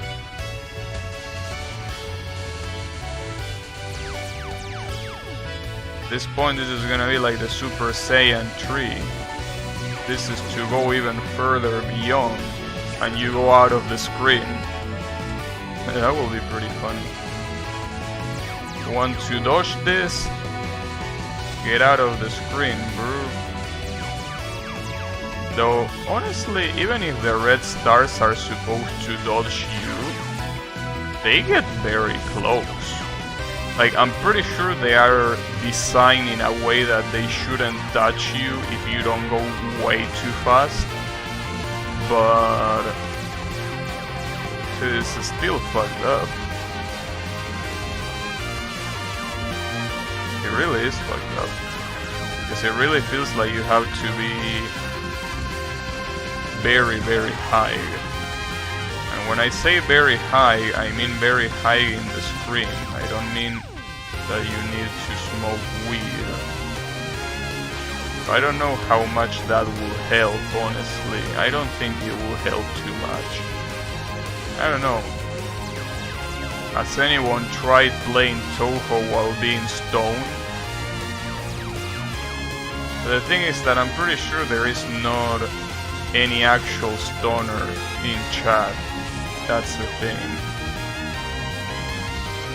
Everyone pretends to be a stoner here, but nobody's a real stoner. Being drunk kinda counts? No. Being drunk is completely different than being stoned. I mean, you could say that for an outsider, it might be similar, but I'm pretty sure the sensations you feel are quite different. Being drunk, I guess you could say that it's kinda like removing inhibitors, right? Like when you get drunk, I'm pretty sure that the effects are to, you know, kinda like, you know how Piccolo and Goku, when they are about to fight Raditz, they take off their wading clothes. Well, imagine that, but for your social awareness. I think that that's what being drunk gives you. Being stoned, on the other hand, is more, I think, related to changing your perspective in terms of how you perceive things. So instead of, you know, getting rid of your social limits, I think what it does, it's like it just changes your perspective on how you view things temporarily. I don't know, I'm just speaking from what other people tell me, since I haven't done either. But for what people tell me, that seems to be the consequences. So being drunk while you play Touhou wouldn't really do much, I think. But being stoned will probably do something.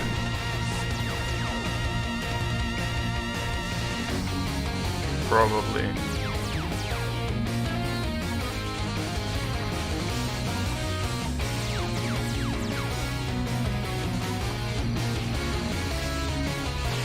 I don't know how to do this. I honestly don't know. I'm trying to go up as fast as I can and I still get met with horizontal kunais.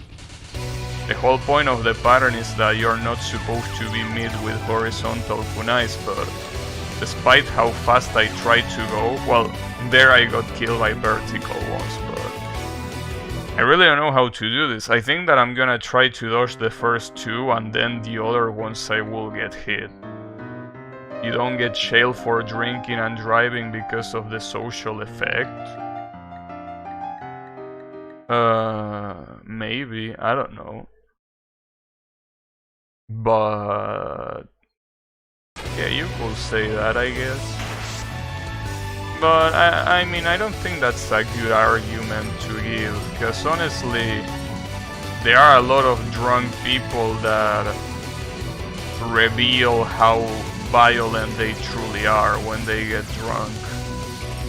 I don't think that it's the reason why one is illegal and another isn't. Because some drunk people are just as dangerous as some stoned people. It depends from person to person. I mean, the reason why one is legal and the other isn't, I will assume it's because money.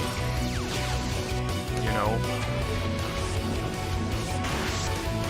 Governments are too fucking chicken to make the big alcohol beverage companies go bankrupt.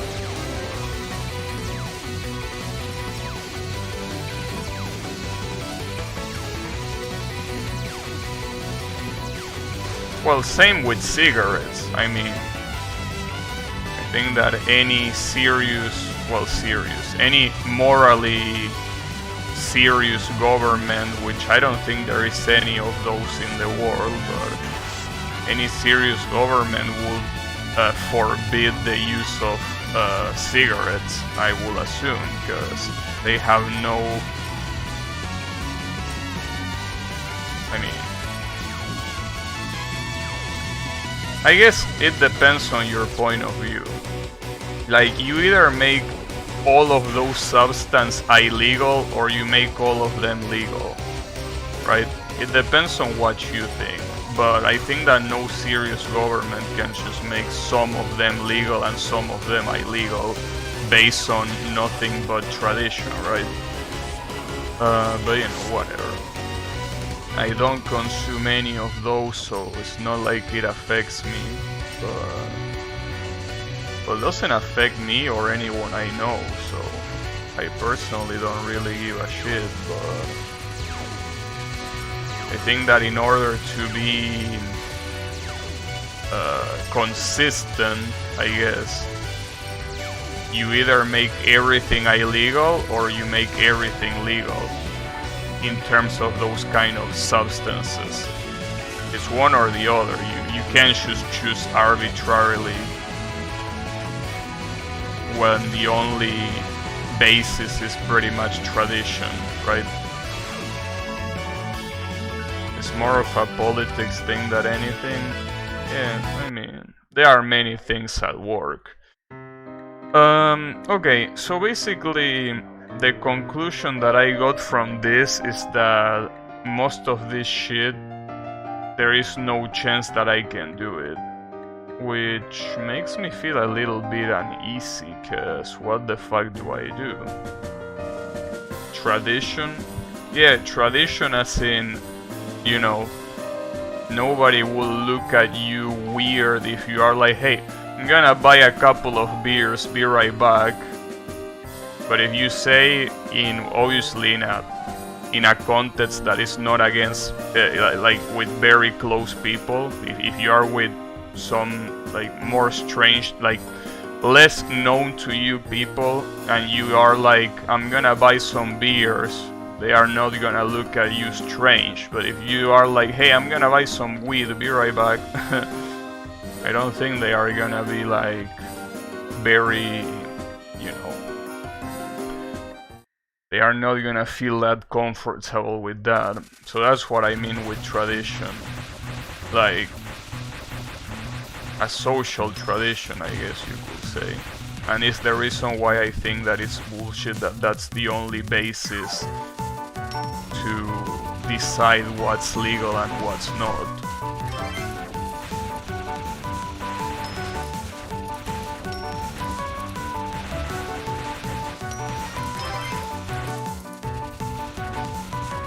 So it will be pretty funny, honestly, if someone just casually say, hey bro, I'm gonna buy some weed, be right back.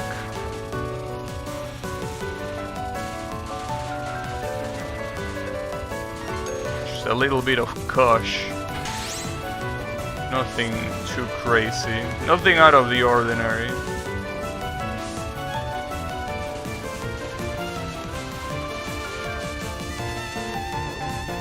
That's a spell card that I'm very glad that I practiced. Because before I was almost getting killed every single time by that spell card. On Lunatic at least. Like that, I think that's one of the only spell cards that going to spell practice actually made a difference. Like most of the other spell cards going to spell practice hasn't done shit. Other than, well, pretty much confirming me that I won't be able to dodge them in a real run. That's the only thing that it confirmed.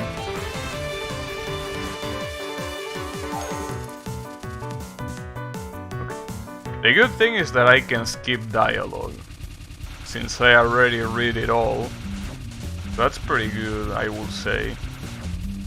However, other than that, this is still gonna be just as bad as the runs that I had yesterday. So, you know.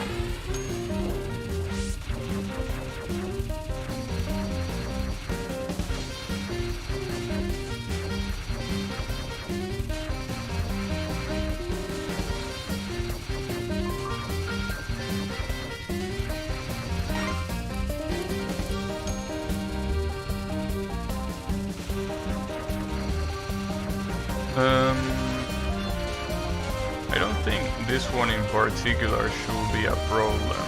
I mean, when I say this one, I mean this first stage.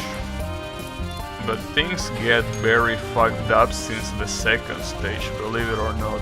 The second stage is already very hard on Lunatic.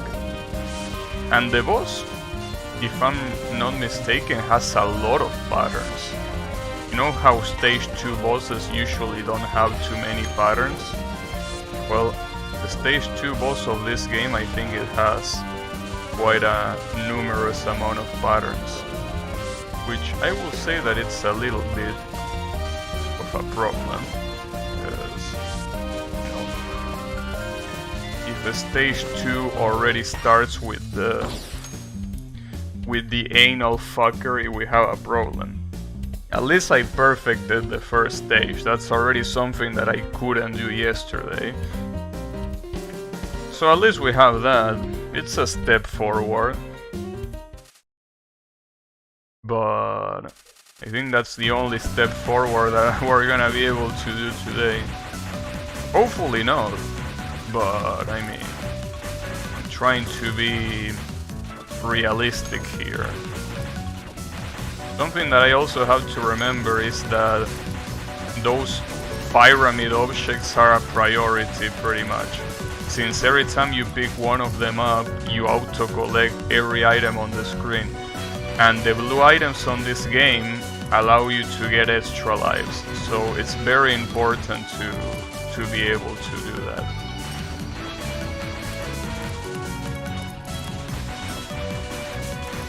You remember that very important detail, should be fine.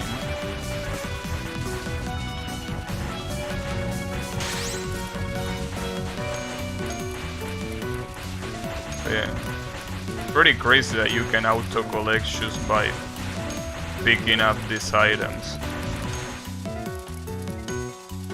Basically takes away the need of going all the way up to, you know, the collection point, whatever that shit was called. Damn, I can't believe that just happened. See, that's something that I have to avoid like the plague. Like, getting hit while I have overwhelming power is very detrimental to the run, because you lose 2 bombs. It's not a show. Oh shit, I got the achievement. The mid-boss spell on Matt's rank.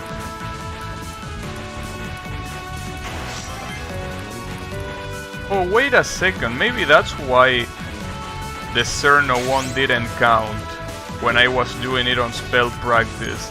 Because maybe I'm a moron that did the non-spell instead of the actual spell. That's why the achievement probably didn't count. Okay, well that makes things a little bit different in that regard. That does change things a little bit. So that means that I can get those achievements. Well, I mean, it doesn't change the run, but it changed the fact that I can get those achievements in spell practice, which is pretty good.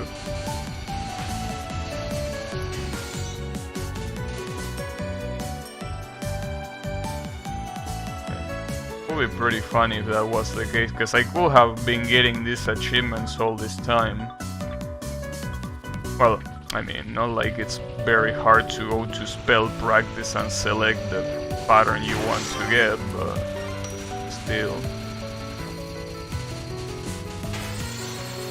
Needed to bomb there, because fuck that non-spell. Oh, this one. My strategy was staying on the bottom here, so bullets from below didn't catch me. Though the problem of this spell is still the same, which is the fact that those red bullets merge way too well with the other bullets. Also, the hitbox for these arrows is very weird. They have a very small hitbox, yet they hit me, but you know, it's very hard to measure just by looking at them.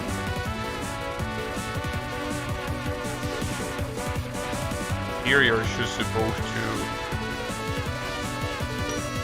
kill the fairies like this. This spell card is very easy because of that. Well, this is one of the few gimmicky spell cards in the game. You're supposed to kill the fairies before they reach the bottom, that's it.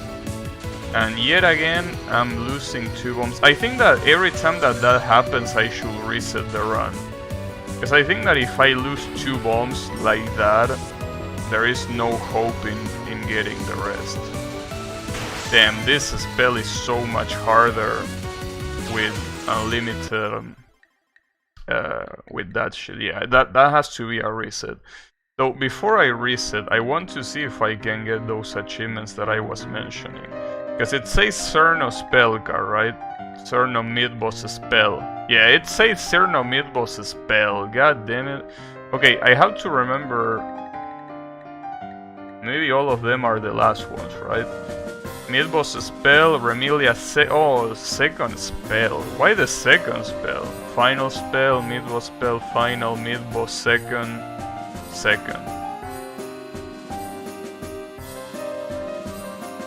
Why? Wait a second. Remilia, did I read that right? Remilia mid-boss spell. No, I didn't read it right. Say Remilia seconds non-spell. Man, my reading is not doing very good today, huh? Okay, let me try if this works in spell practice. So basically you enable power overwhelming mode at the very beginning, so it counts as max rank. Well, that's not a capture. If you get hit, it's not a capture, clearly.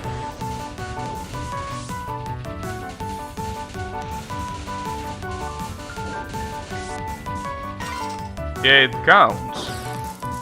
Damn, I'm a dumbass. It does count doing it on spell practice, just that I misread what the achievement said at the beginning. Damn it, now I want to do that. Fuck the Lunatic run, now I want to get those achievements. You need glasses, old man. Fuck you, Leatherman. I think this was non-spell 2 and spell 2, right? I think it was those. That's gonna be... oh shit. Okay, well, that seems... damn, that looks a lot harder, Jesus.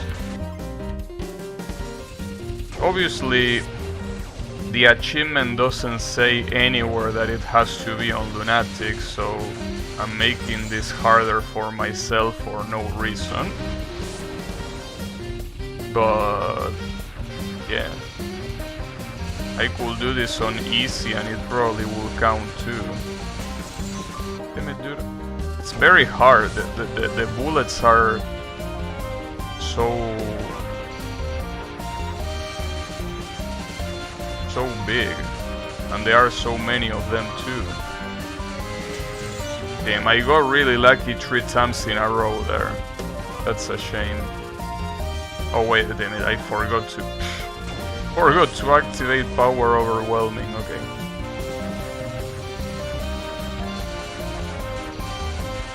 Now, we were talking about it earlier, but these patterns with this match rank, these are definitely fitting of photo games. Look at this shit, dude. Keep in mind that this is a stage 1. This is, believe it or not, stage 1. Obviously, if you're on stage 1, usually you wouldn't do what I'm doing now, which is activating a hyper just like right before the non-spell begins, but it's still possible to do in an actual run. So, you know, quite fucked up as well. I guess I should just try to avoid the red bullets, and then avoiding the blue ones becomes more natural, right? I think it does.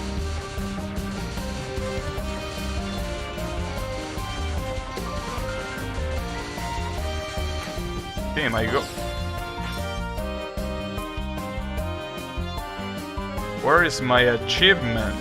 Did I misread it again? Oh, the achievements are here, okay. Didn't it say Remilia second non-spell? Am I done? Yeah, it say... Oh, timeout. I can't fucking read, dude. I can't believe it. I really can't read. I can't read. Time this out? Why should this be hard to do, though? I mean, timing it out, unless it gets harder with time, which is possible, I don't see this being hard to do.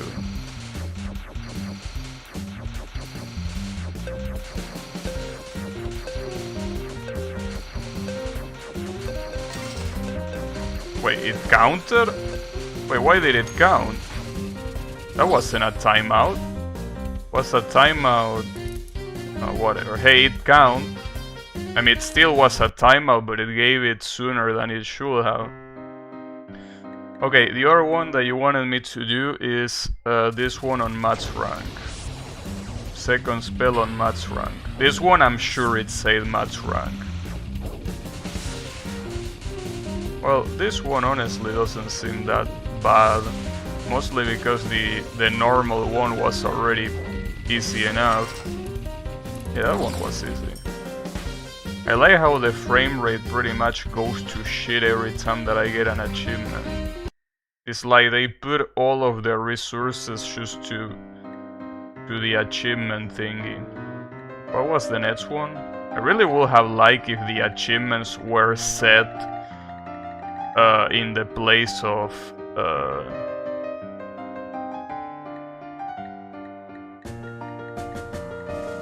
in the place that it was before.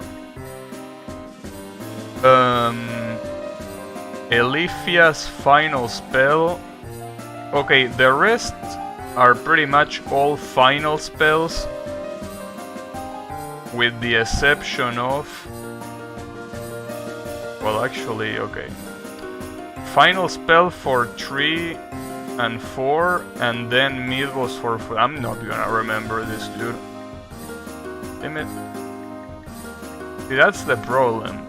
I not only don't know how to read, which is already worrying enough, but I also can't remember what I read.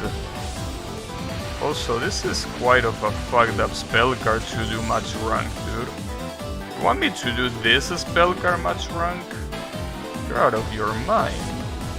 Well, then again, maybe if I follow the advice of not shooting the blue souls, maybe it's not that bad. Maybe it is, I don't know. Wow, I got very, very lucky there. I got very lucky there too. Ah, I got hit. Are those Steam achievements too? Yes. This game has a synchronization between game achievements and Steam achievements, just like Elegant Impermanence of Sakura. That game also has synchronization, which I'm very glad, because honestly, that's something that Soon doesn't do for whatever reason. Well, I mean, yeah, he doesn't do it because he's a fucking lazy fuck, but, you know, yeah, it would be nice if he did. I guess this spell card is definitely hard to capture at max rank, but doesn't seem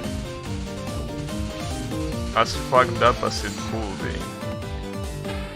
I mean, it could be way more fucked up. Damn, I'm fucking it up. Wait. Also, my keyboard... Damn, my desktop is a fucking mess. Which, I mean, it's not my fault because it's very small, but it's quite a mess, that's for sure. Oh man, I keep forgetting that I'm supposed to activate match rank there. Also, I probably shouldn't even hit these things. Like the blue souls, like I should just let them explode, like that. And then start shooting, because if I shoot beforehand, not gonna have any positive impact, because they do overlap with the red ones. The issue is that doing this obviously will take a lot longer to actually shoot this bitch down, which is obviously the objective. What happens? Wait a second. What happens if, in order to dodge those stars, I go all the way up? That will be interesting, right?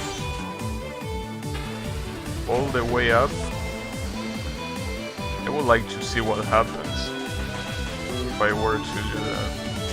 I mean, I also keep fucking up, dude. Seems that when there is a spell card that requires a specific input, I just forget about it. I mean, when I say a specific input, I mean a specific set of actions. No, I don't think I can do it, mostly because I'm pretty sure... I want to see if those souls have a hitbox. If those souls don't have a hitbox... Well, let me check.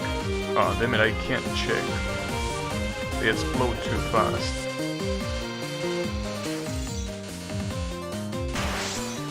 Damn it. Okay, I'm gonna check now. Do you have a hitbox or do you not have a hitbox? I can't tell, because I think that it exploded before I could even find out. See, that's the problem. Every time that I explode, I'm pretty sure I do because of the bullets. So I cannot actually see if they have a hitbox or not. You gotta be like this. Oh well, it really doesn't matter if they have a hitbox or not, because if I go right next to them like that, I die anyway, so not a very good idea. Damn it, dude. It's very hard to go over those stars.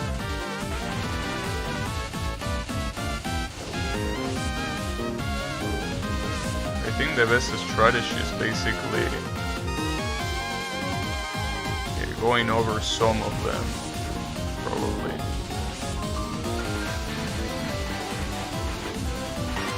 Damn, I brute force through it. I definitely brute force through it because I thought that I was gonna run out of max rank, but that was cool.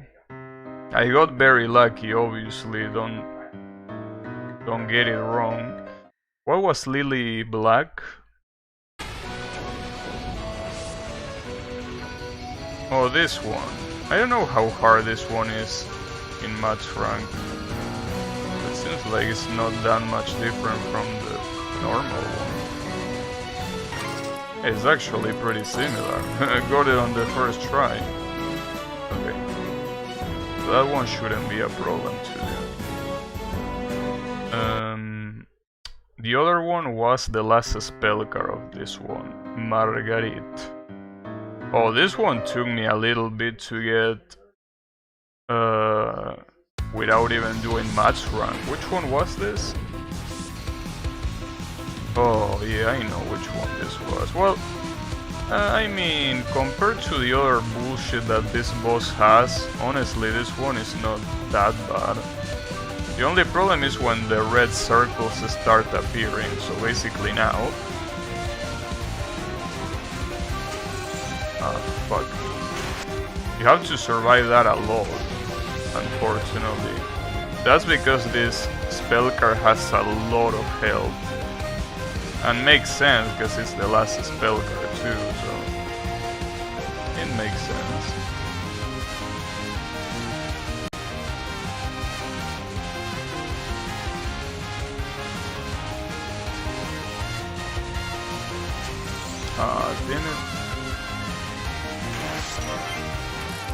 Did I get hit? I think I got hit at the end, I didn't even realize. That's fucked up.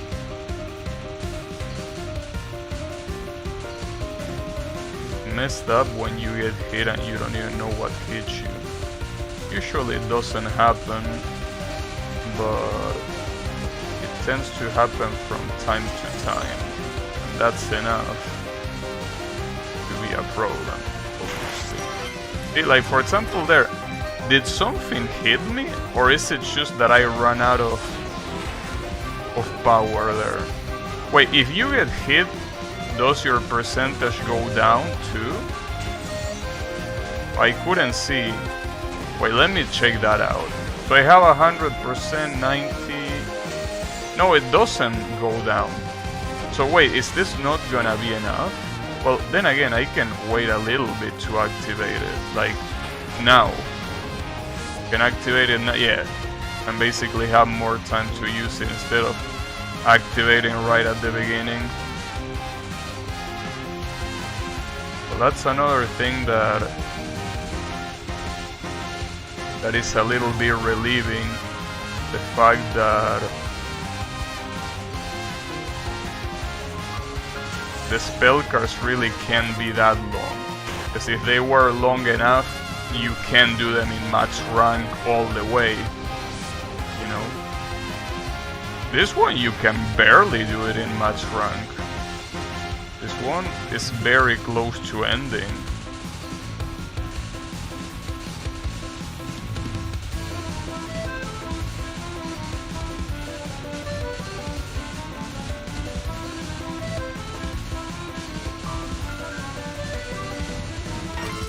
I got it.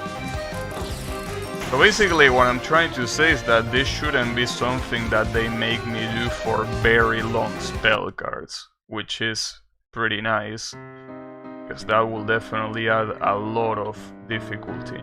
This one was the mid-boss spell, I remember that. Mid-boss spell is this one, right?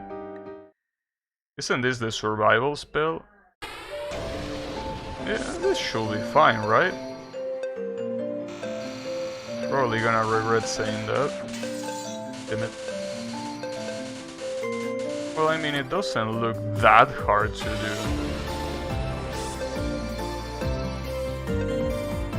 I mean, it's definitely, obviously, harder than the normal version, but it doesn't seem that bad, honestly.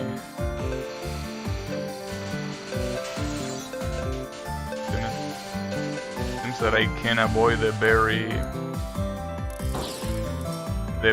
last purple bullet. That one seems very hard to avoid.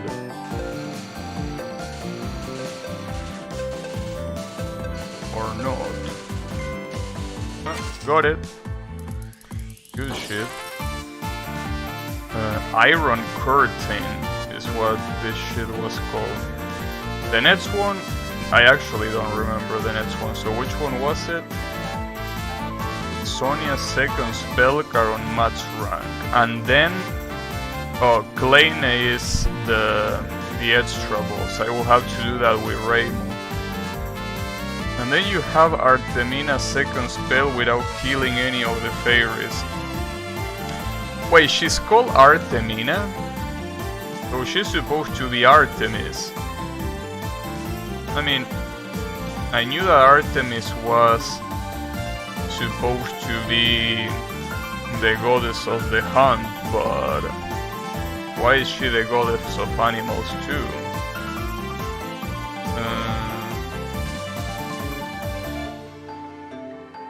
Damn, I can't believe there is an Among Us reference in the fucking achievements. That's fucked up.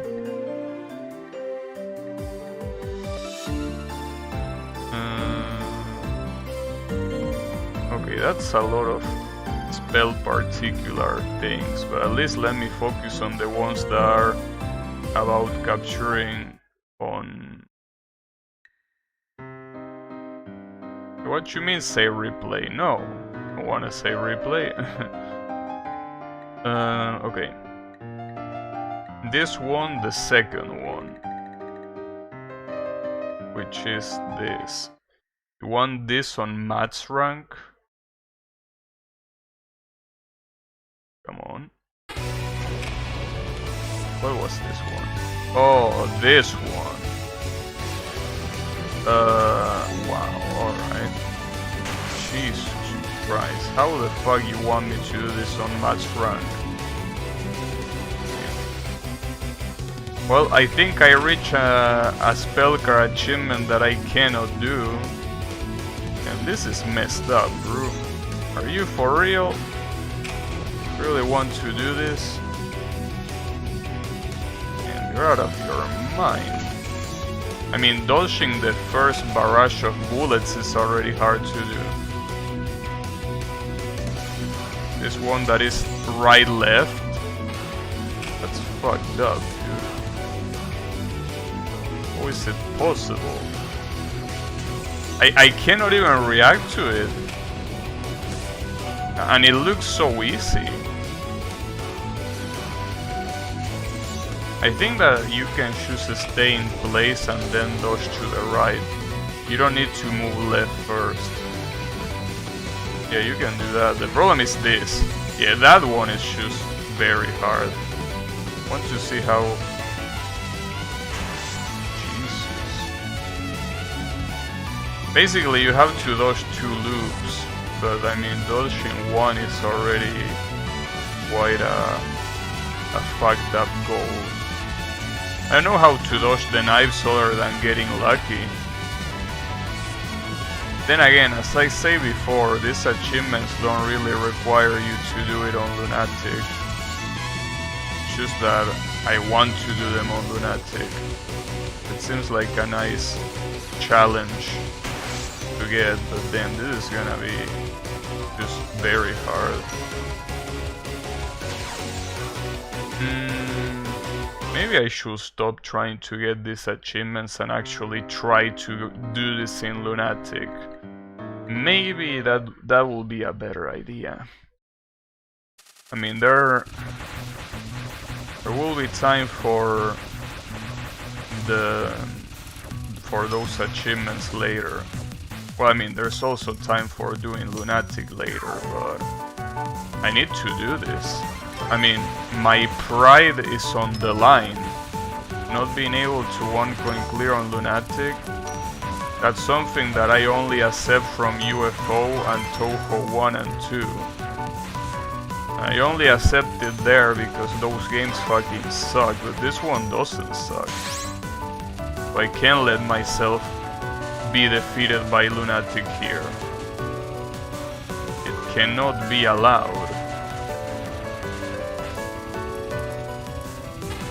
It just can't.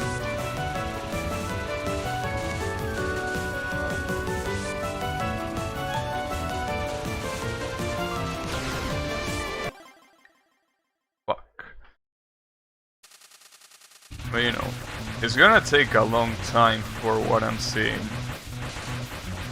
And by that I mean that this might take multiple streams to do.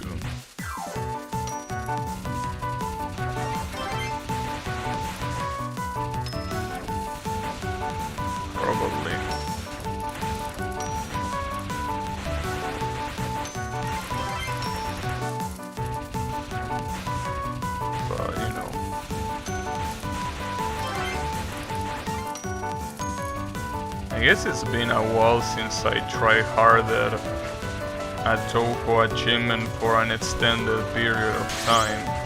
Because the ones on Touhou 18 didn't take me that long to get, usually. But this one, I have the feeling that it's gonna take me a long time. I don't know if I'm gonna give up before that, but I don't want to give up. I don't want to give up because this is Lunatic. It's not like I'm doing something like, I don't know, hard no bomb while my left nut is tied to my right arm or something like that. Damn, that sounds painful now that I think about it. But you know, the point is that, yeah, this is a very normal achievement, you know, one coin clearing on Lunatic. So I think the question that will remain is if it's a better idea to use Sakuya or to use Reimu. I don't want to use Reimu for the simple fact that I already use her, but judging by the difficulty of the game, it seems that every minor advantage is gonna count, and in Reimu's case, the fact that she can withstand 3 hits instead of 2 while in hyper mode seems very useful. So I should do that,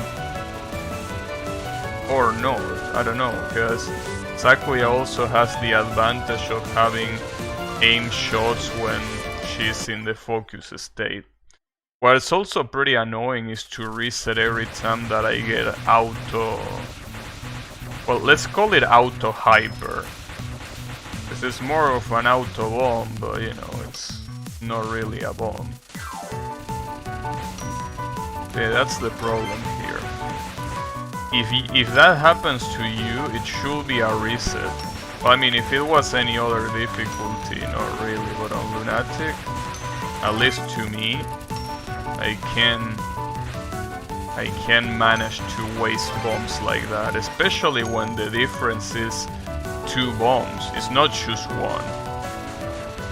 Because if you needed to use a bomb to enter hyper, I will be like, alright, well, it's not that big of a deal. But here, you actually need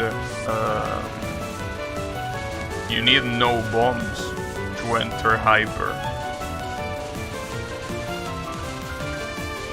So basically you're wasting 2 bombs if you get hit during that, which is extremely punishing, I will say. I mean, on one hand you don't die, but on the other hand this is kinda like the situation in Touhou 8. Remember how in Touhou 8, if you dead bomb, you lose 2 bombs unless you dead bomb in like 1 frame.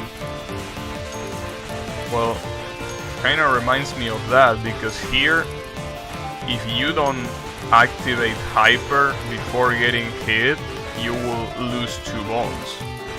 Because it will like take it as a dead bomb. And it's a shame because the game has a pretty high dead bomb window, but that is if you don't have hyper ready to be activated, you know. That's the problem. Anyways, I'm gonna try my best, but just know that this is probably gonna take a long time for me to get a 1 coin clear. Probably gonna take some interesting amount of time.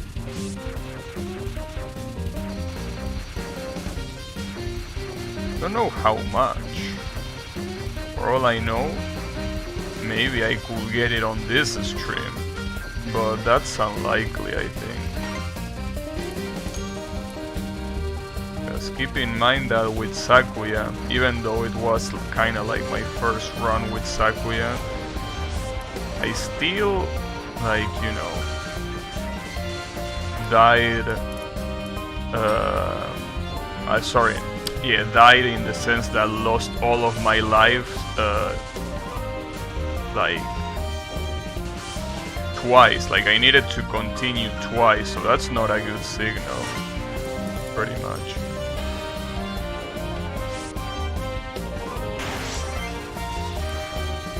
definitely not a good signal. Oh, that shit. Damn it. This spell card activated in match rank. That's a shame. I mean, the first pattern activated in match rank. That's fucked up. That's white fucked up. But it's okay, don't worry about it.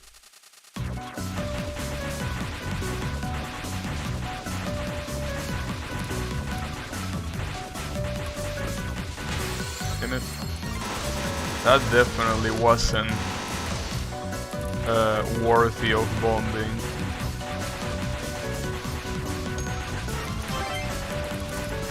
Especially, I gotta remember that if the hyper is not ready, the death bomb window is pretty big, so there is no reason to preemptively bomb. But at the same time, if I don't do that, I feel like, I mean, it's pretty hard to adapt depending on if you have hyper or not, you know. It's not that easy to tell in the middle, in the heat of the run, you know.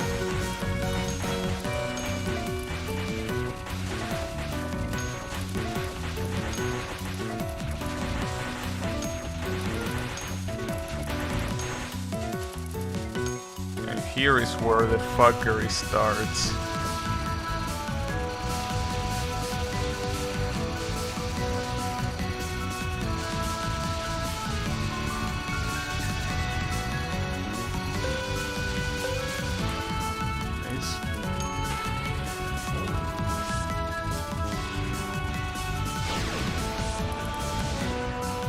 How the fuck did that happen?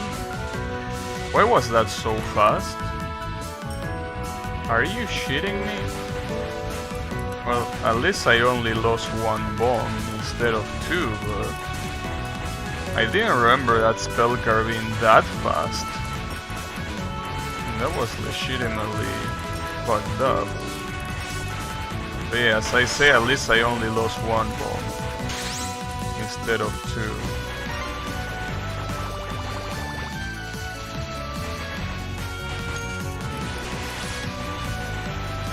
I can't believe that I didn't remember that. That was extremely fast, and I wasn't even in match rank, obviously. Well, now I am in match rank, so let's see what we got.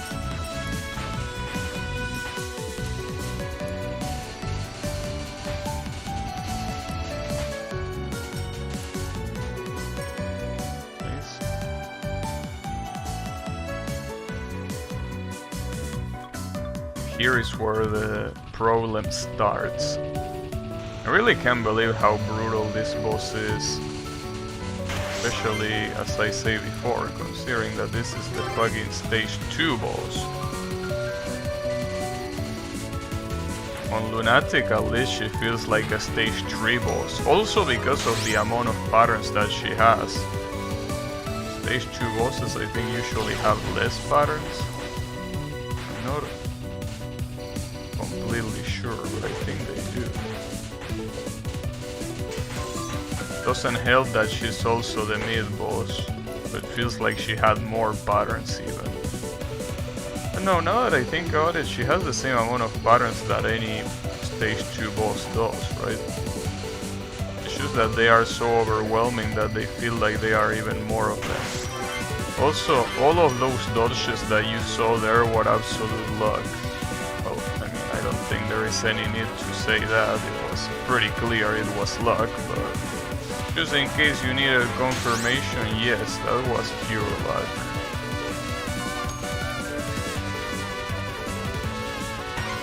Got your ass.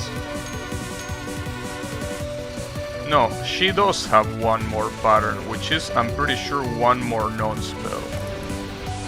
Like this non-spell, this spare non-spell, usually a stage 2 boss doesn't have it. So yeah, I was right, she has more patterns than a normal stage 2 boss. Also, this fucking spell card is almost impossible in match rank. And it's a shame because it's so simple when you're not match rank. Worst part is that you cannot really avoid it, you know? even after you exit match rank, she still shoots them. Like there is like a little bit of a delay between when you exit the hyper state and when she stops throwing at you those nasty, you know.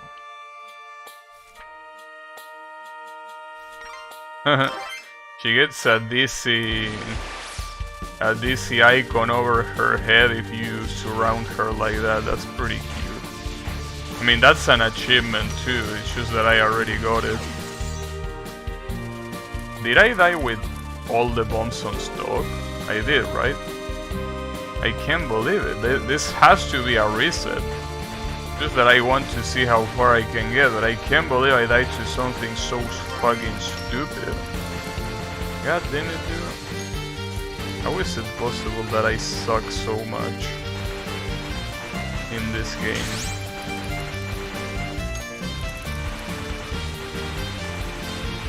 Almost hard to believe.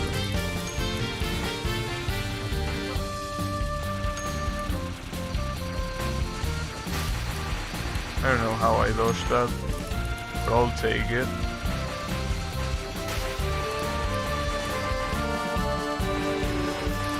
Some of these pyramids are pretty hard to pick in the middle of all the shit that is going on.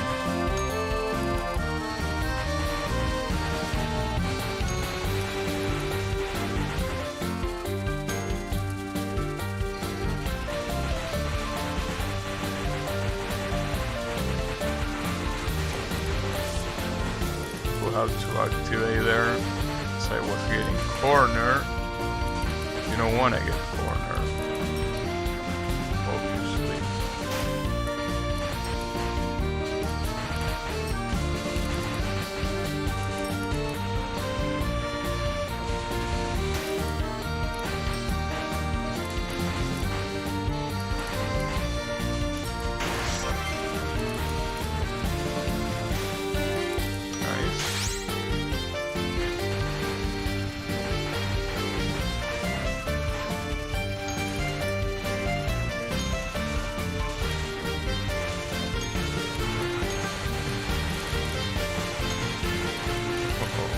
Gonna hurt, right?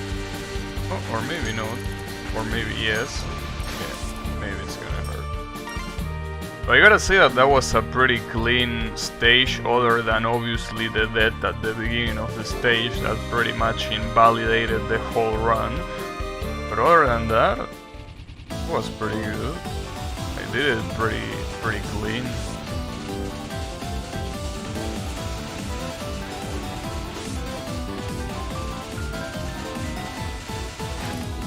I got pretty lucky there.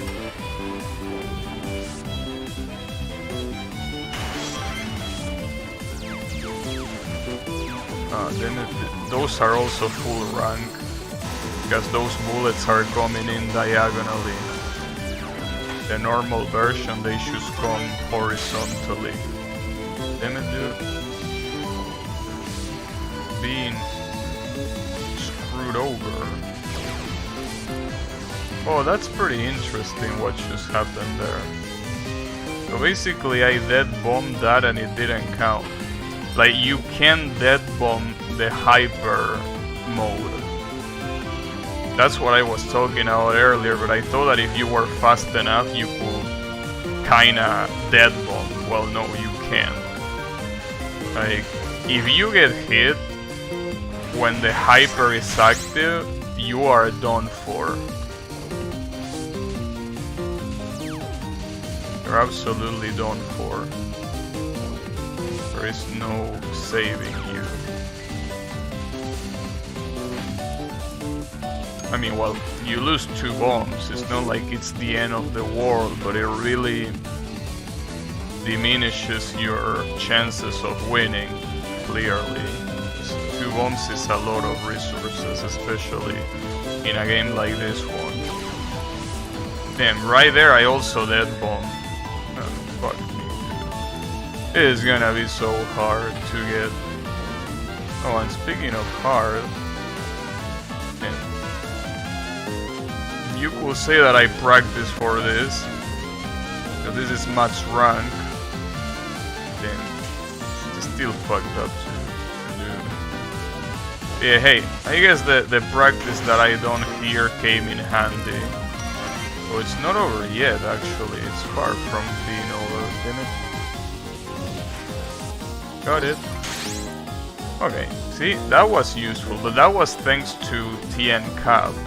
If it wasn't for TN Cap, I wouldn't have known that, so yeah, thank you for that. I mean, if you're still there. But yeah, that's very weird, because it's really one of those things that you wouldn't know. That, like, there is no clue that that's what you're supposed to do. A little bit fucked up. Speaking of fucked up, what the hell is this?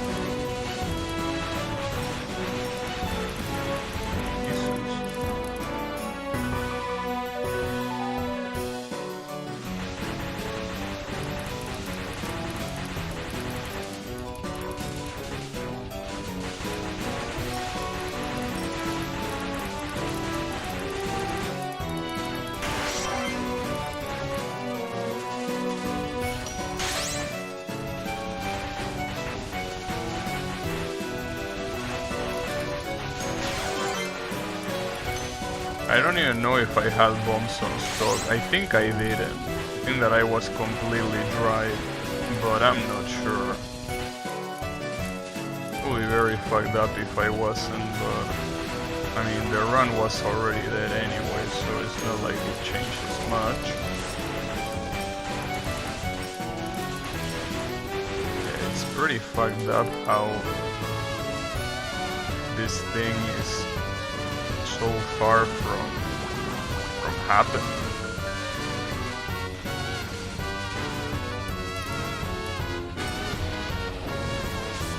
Sea of Exotic. Oh yeah, this one wasn't a big deal. It still can take you by surprise, just like pretty much anything in this game, but yeah, like for example there. A lot of purple arrowheads out of nowhere. Also, Lily Black doesn't blow up, she just appears, she does a little of shooting, and then she disappears.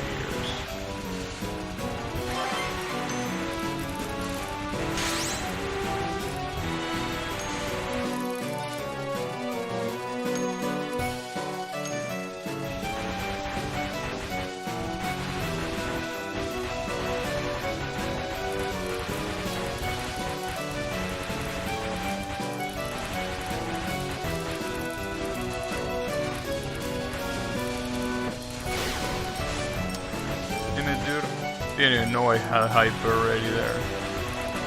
That's pretty much what you have to avoid.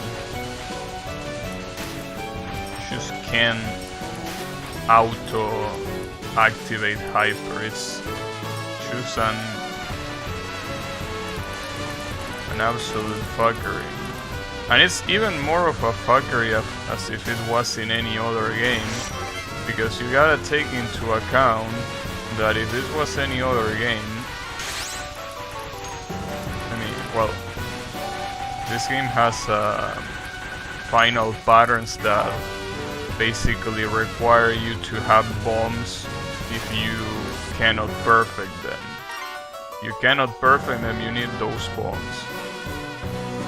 And that's something unique to this game, obviously. Okay, this boss is pretty funny because right at the very beginning you are gonna get absolutely destroyed by this first pattern that doesn't forgive you. Able to dodge it that time, but don't get confused. Can I actually capture it? Okay. That's quite interesting. So gotta remember this pattern, that it's about staying in the middle. Damn, I didn't even see the red one. You use the hyper mechanic too passively, you roll to Yeah, I know, that's exactly what I said, that I can't not use hyper. Like, I need to use it.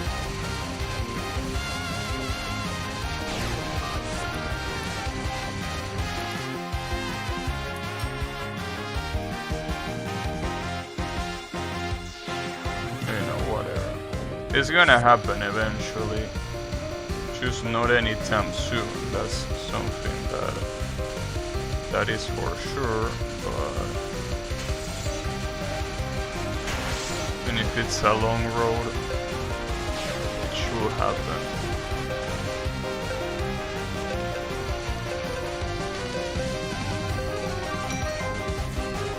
Got your ass.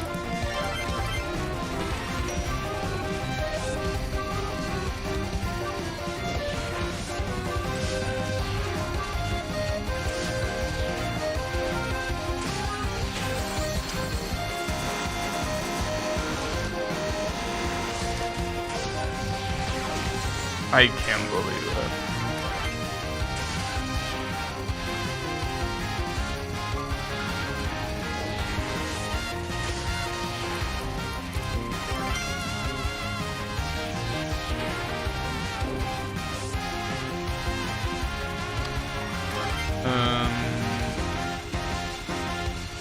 At least I gotta say that I'm a little bit more familiar with the patterns, but as I also say when I was doing spell practice, it doesn't make a big difference.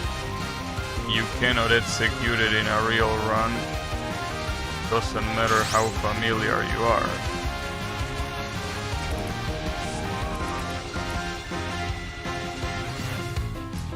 It really doesn't. It's a shame, but it's the way it is. I'm already about to beat my record. It's pretty funny. That record, apparently, as far as I remember, I died on stage 6 and I'm on the beginning of stage 5 and I'm already about to beat it. I don't know how scoring works in this game, but I'm assuming it involves being in hyper mode. I will assume it's the thing that makes the most amount of sense.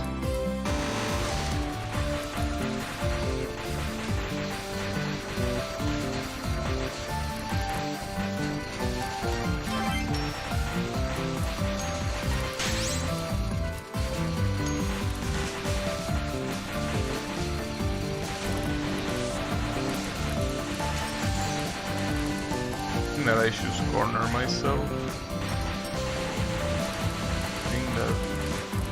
okay. So I've been able to get out of that semi-successfully. But here comes a whole different beast. I think that I can say beast here literally. It's that fucking cat.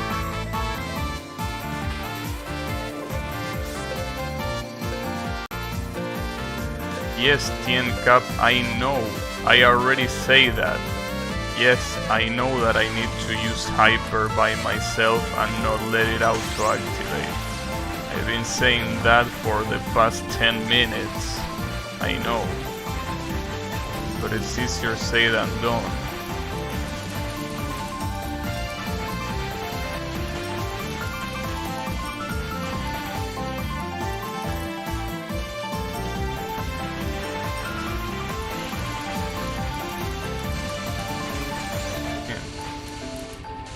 Absolutely cornered.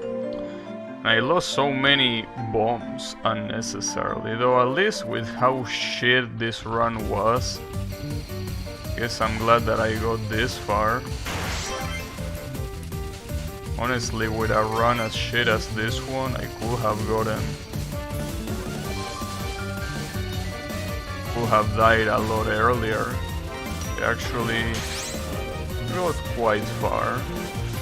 I'm glad that that's the case.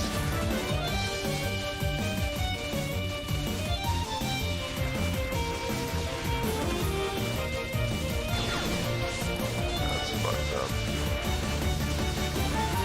It's fucked up because it basically takes away all of the practice that I have with dead bombing.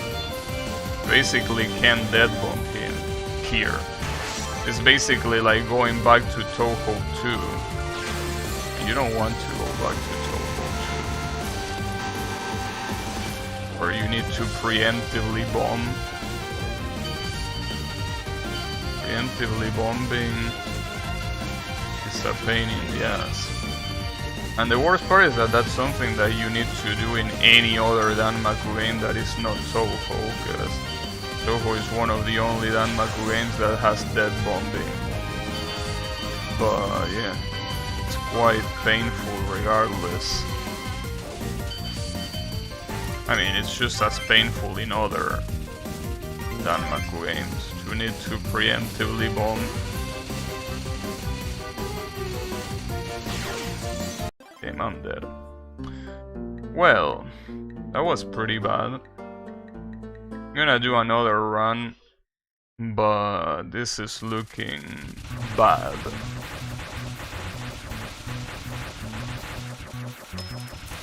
This is not looking well.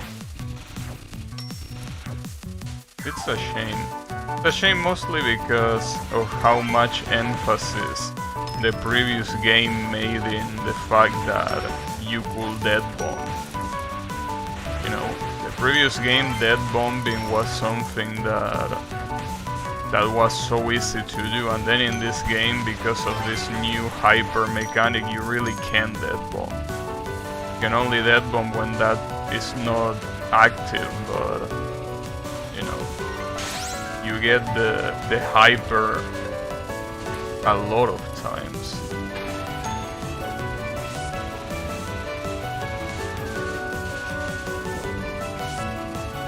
Oh yeah. That's definitely one of the changes that I can say that it's different from the previous game and I don't like at all. The fact that dead bombing is discouraged, pretty much. I don't like that. Especially because, you know, there are many reasons why I prefer Touhou to other Danmaku games that are not Touhou. One of them, believe it or not, is dead bombing.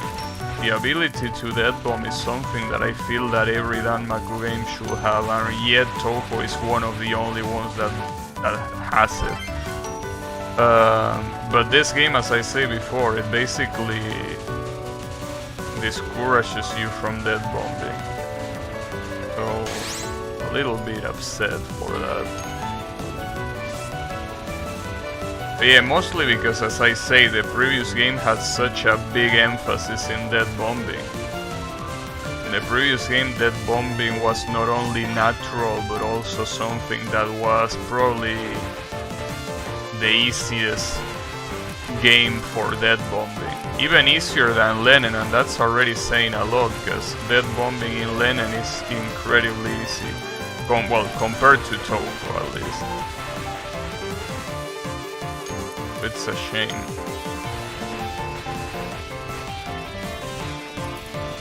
I don't know though why dead bombing isn't a thing in other games, in other Danmaku games. I don't understand how it's one of those Touhou only things. Doesn't make much sense to me. You know.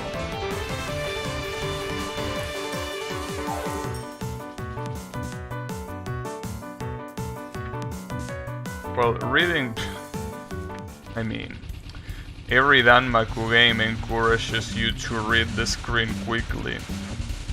That's the whole point of Danmaku games, that they are quick reflexes games. So yeah, I wouldn't say that that's exclusive to this game.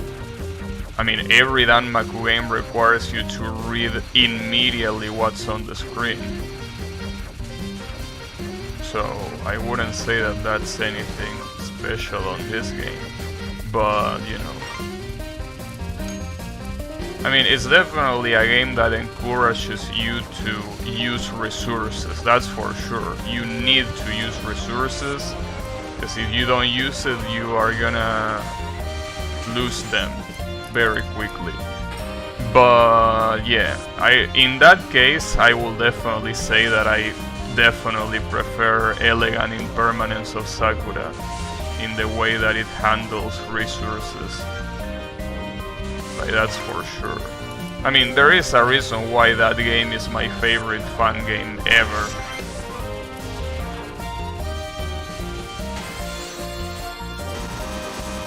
And that's one of the reasons. Well, other reasons why I like that game so much are also present in this game, which is basically the fact that you can practice every sector of the stage, every non-spell, every spell, everything can be practiced separately in this game. So that's something that I like on the previous game as much as I like it in this one, obviously. That's something that I love to do. And something that sadly the official games don't have. But yeah, in terms of gameplay, in that case, I will be more inclined to Elegant Impermanence of Sakura.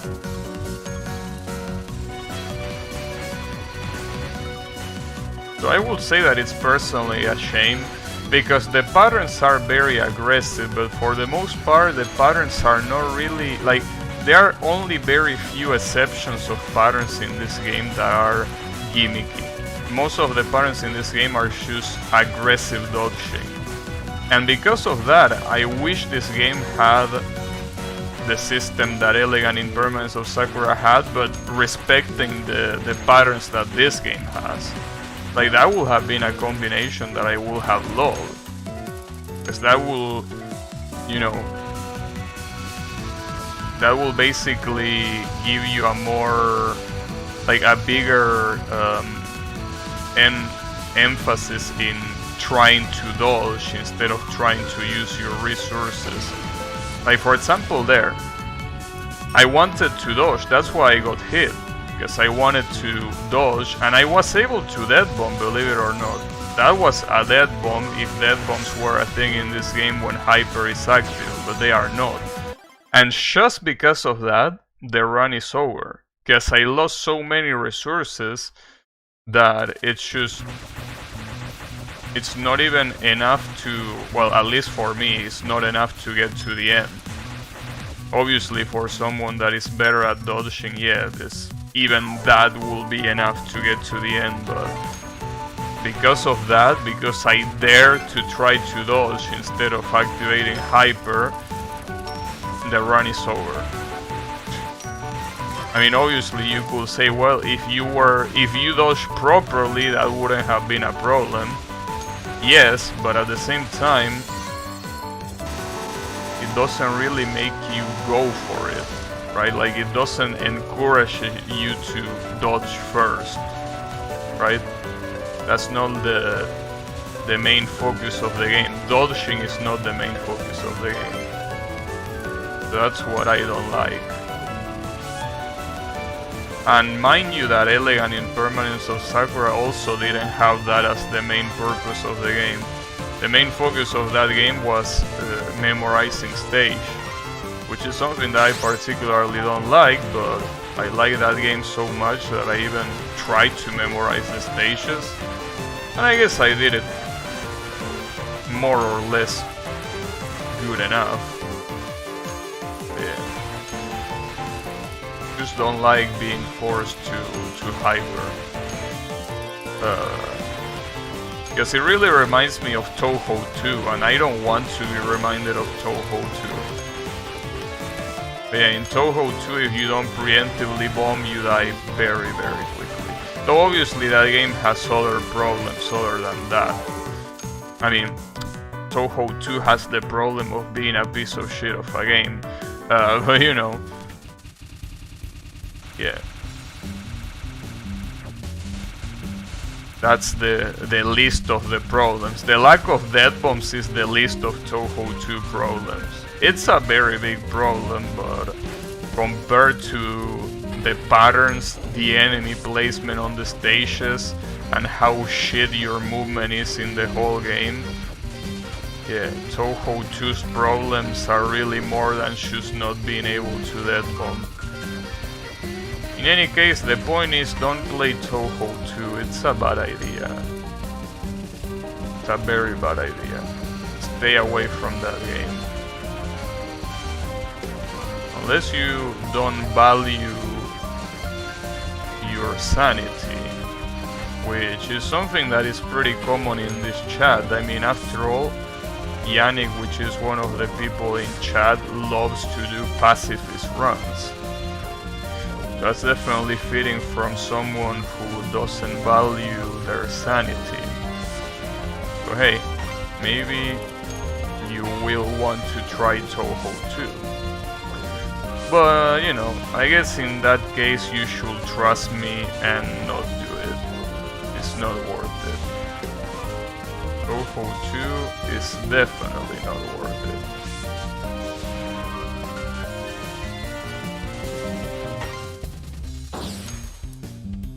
Touhou 1 is also not worth it. What you mean you don't care for pizza? What does pizza have to do with all of this? I didn't mention pizza, I mentioned pacifist.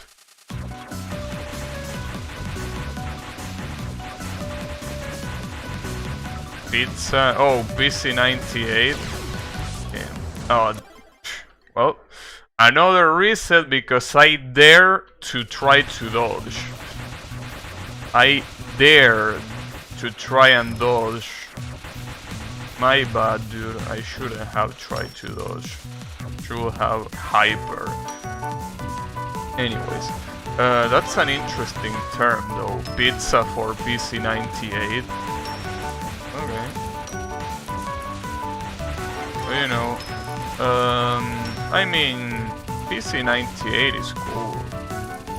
I mean, Touhou 1 and Touhou 2 are outliers. 3, 4, and 5 are very good games. Especially 5. 5 is an amazing game. 5 really is one of those games that, as I mentioned multiple times, to me it's better than a lot of the Windows games. Wouldn't really say that about 4 though. Touhou 4 is good, yeah, but it still has some very rough parts. Namely, stage 3, 4, I think stage 2 also has a little bit of fuckery. And obviously, more importantly, you have Yuka, which for the most part is an extremely easy boss. But then you have things like instant full screen Master Spark, where the only way to dodge it is to go to the walls of the stage. So it's pretty funny. But yeah, Touhou 5 on the other hand is a very polished game. And it also has a lot of content. It basically has the whole soundtrack of every Touhou game up until then, which is something that no other Touhou game has as far as I know. Damn, I can do it. I don't think I can do it today. Wait a second. Huh. There is something, no, sorry, I was looking at something there. There is like a window open and I don't know why it's open, but basically all the cold is coming from there. And I'm right next to it, so it's very, well, it's not really a window, it's a door that takes you to the balcony. And since we are in winter, that shit is very tough.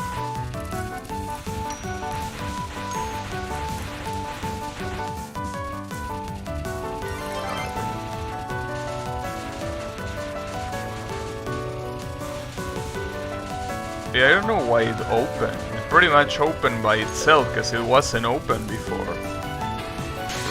For some reason it's now open, and I can't close it. Like, I tried to close it and I couldn't. I don't know what's wrong.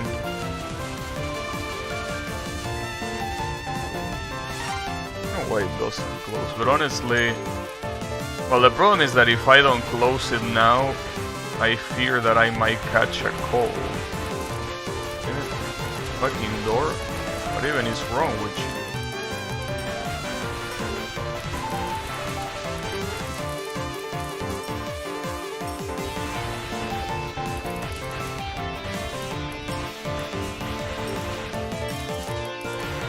It may have been the wind. Well, no, actually, that would be pretty fucked up if the wind was strong enough to open the door. Because it's one of those doors that you open from side to side. It's not one of those doors that you open by pushing them. So, I don't think wind should be able to move something like that, right? Seems a little bit stupid. But you never know. I mean, wind over here is extremely strong.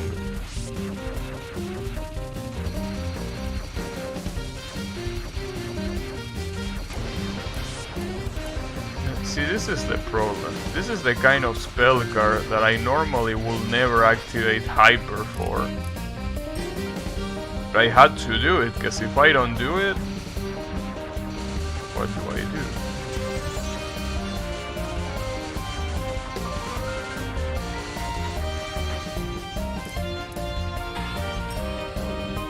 As soon as this fight ends, I'm gonna check if I can close it again. But I have a feeling that I can't, and I'm very pissed off. So maybe there's something blocking it on the other side. I don't know what, but you never know.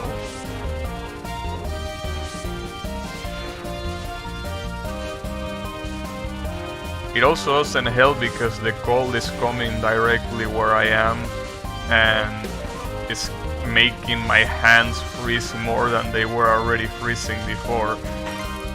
Okay. I don't think I can. Like, it's so hard for some reason. I can't close it. But, you know. Well, hopefully I don't catch a cold from this.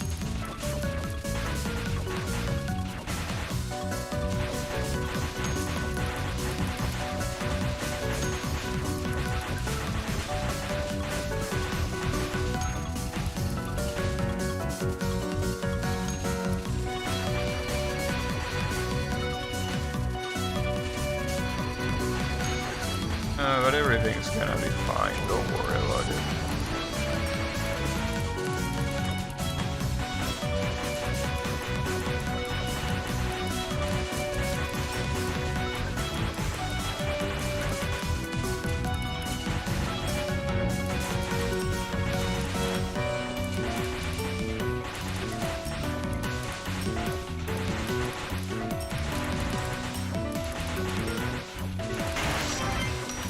You know, something that the Hyper also gives you is basically two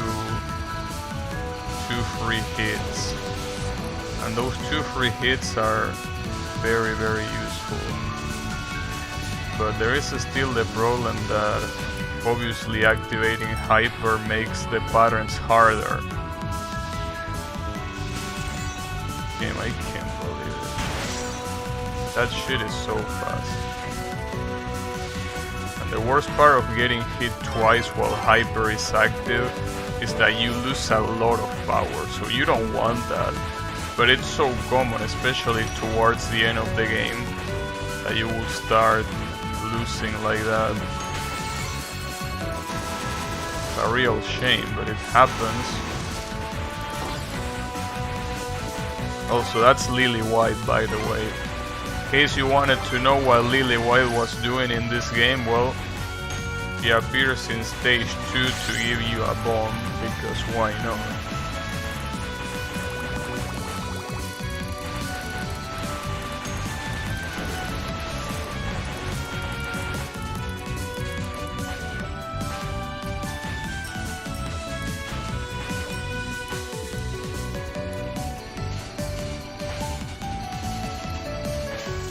Damn it. the hyper mode also lasts a pretty long time. So being able to do this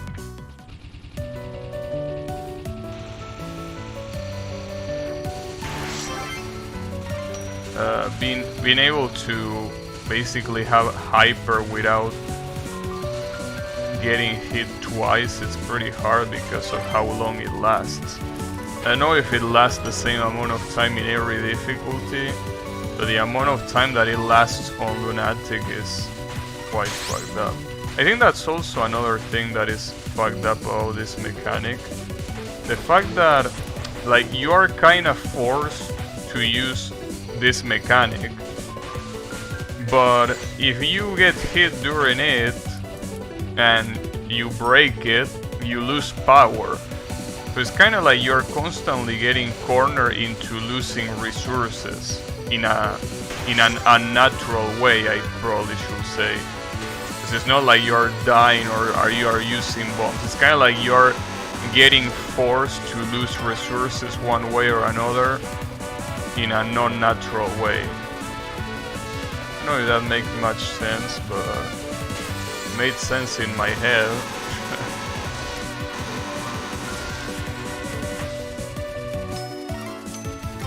Which is not saying much, but you know. Something that also doesn't help is that using a normal bomb, if I'm not mistaken, yeah, it makes you lose 1 point of power. So basically you're constantly losing power. That's something that also cannot be understated in this game. The amount of power that you lose by doing anything is quite big, I will say, for my taste. And as you know, for games like UFO and shit, I really don't like having low power in Touhou games. Definitely don't.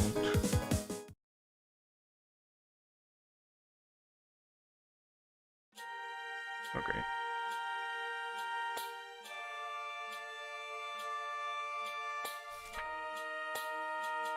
Give me that item, there you go.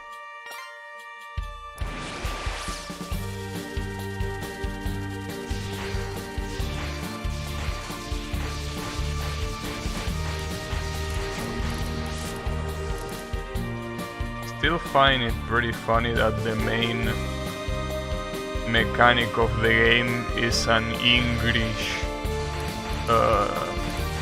has an English name. Power overwhelming. Pretty funny, I will say. It would be nice if there was a way to disable that mechanic, but I'm pretty sure there isn't.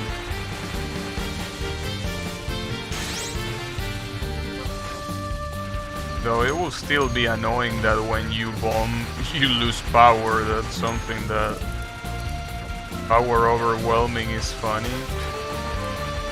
And it's because it's pure English.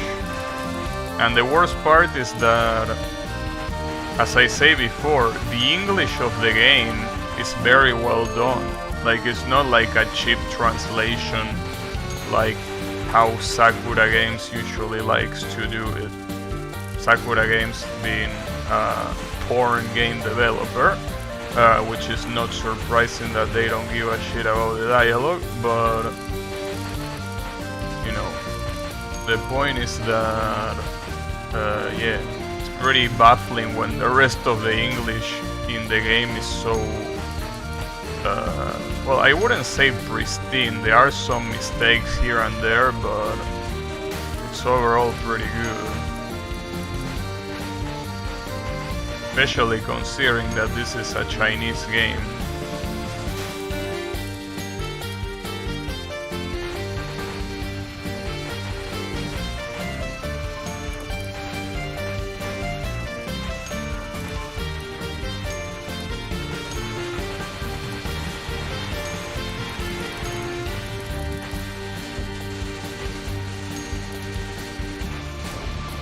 I'm definitely gonna activate hyper for that shit. That's for sure.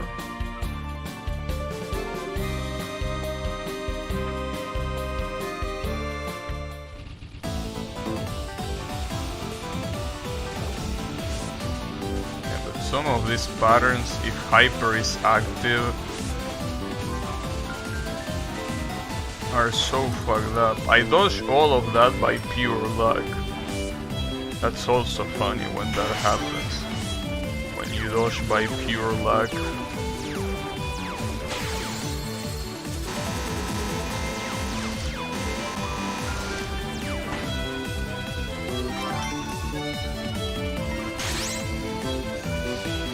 Okay, power overwhelming is ready again, which means how to activate focus.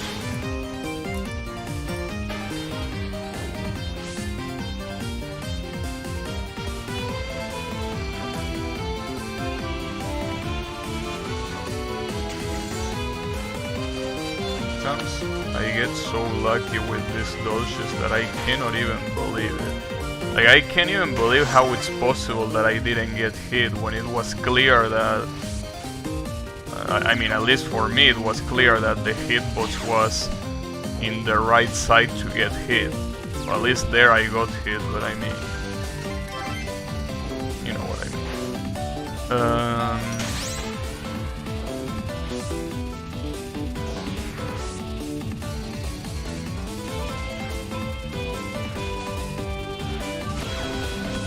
Oh, I didn't know I had power overwhelming there, dude. Come on. Damn it, I thought for sure that I didn't. That's why I didn't bother enabling it. That's the other problem, that you're not really paying that much attention. You don't even know when you have power overwhelming, though at least there is a meter right where your character is that tells you. Like, that circle that is surrounding Sakuya, if it's full, it means that power overwhelming is ready.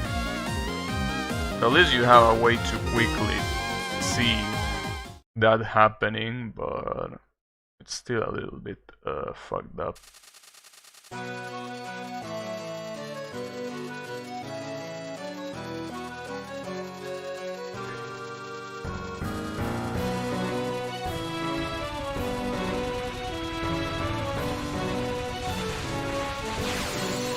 So honestly, I mean, when you're paying attention to the Anmaku, it's pretty hard to know exactly when you have it ready and when you don't.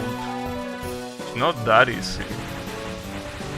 Like, I'm paying attention to the bullets, not to the circle. And you might think, well, but it's right there, you know, it's not like you have to look too further, but now I have it, for example. I also have no bombs.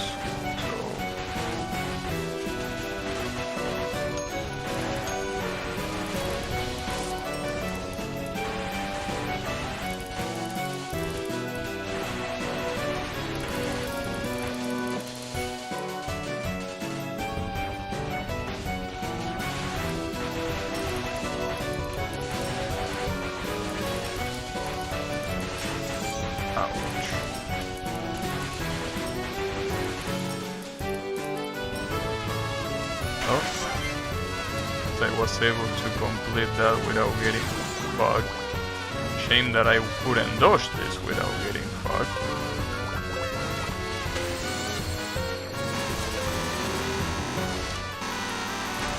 That is indeed quite a shame.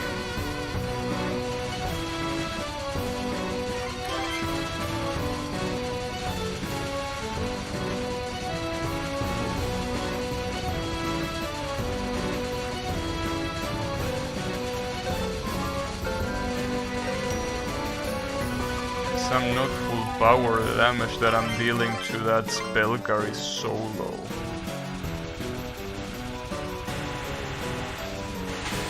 Damn it, dude. Was the wrong movement.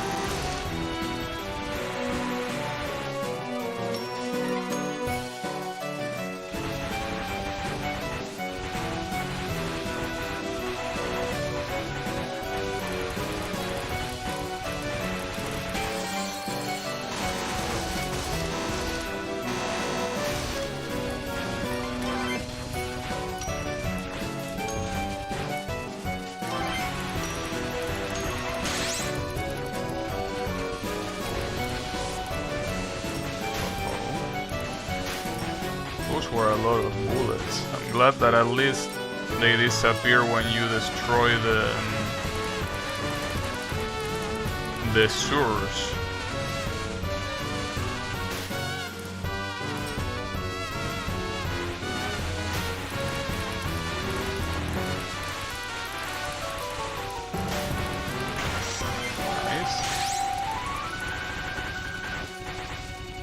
I think that more or less, just like I said previously, the biggest problem of this run is gonna be the last stage. The last stage and the final boss are so hard with the mechanics that this game has, especially those 3 last patterns that pretty much force you to no bomb. Well, pretty much, I mean. They do it in a weird way, but basically the point is that there is no way to quote-unquote skip the patterns. Which is not anything new, because, I mean, usually in Touhou games, the very last spell card of the game has, you know, has Bomb Shield.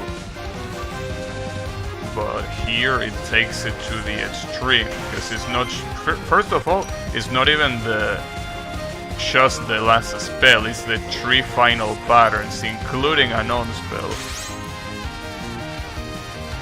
It really takes it to a completely different level.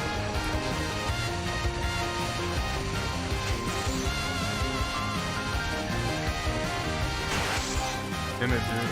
That's a shame. Now the power deficit is gonna be so big here. Technically, when your power is low, so are the patterns. Like, apparently the patterns should be easier, but that's something that I never noticed. I never noticed the patterns being easier when I was low on power. So I don't know if I misread that or what, but they really don't feel any easier.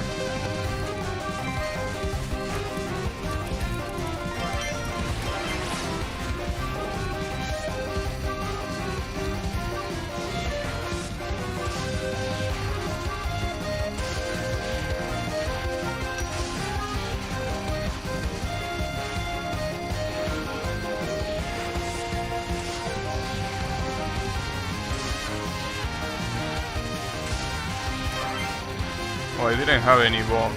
I tried to bomb. Little did I know that I couldn't. At least I captured that. I'll take it. Power Overwhelming is also ready here. Which means you know what time it is.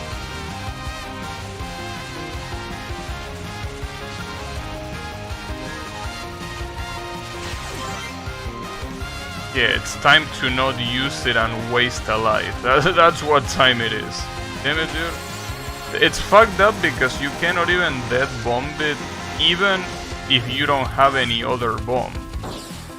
Because like when you have bombs on stock, you can dead bomb it because it auto activates and it makes you lose 2 bombs.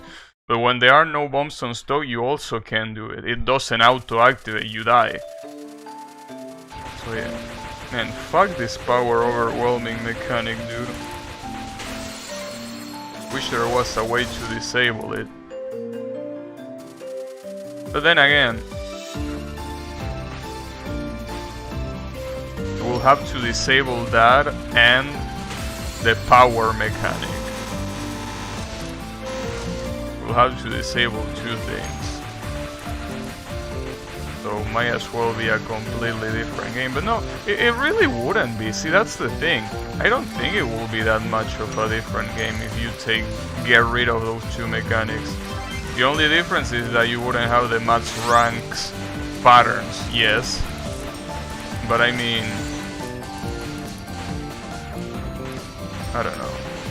It would be nice if that was an option, as I say before. And here comes the fucking cat that loves throwing yarn at you, because that's what cats do.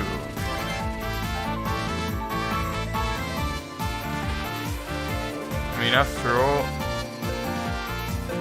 cats,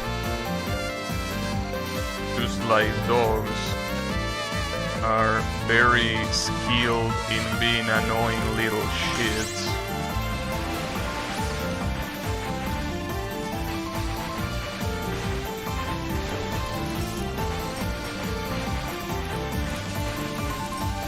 So at least dogs, they might be annoying, but at least they pretend to like you. Cats cannot even do that. Well, some of them can, but it's usually not normal.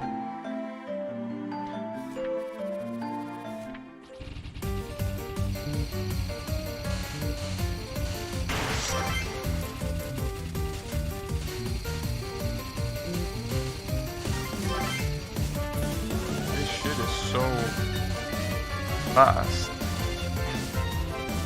I still don't have overwhelm. Oh, there it is. Power overwhelming is ready.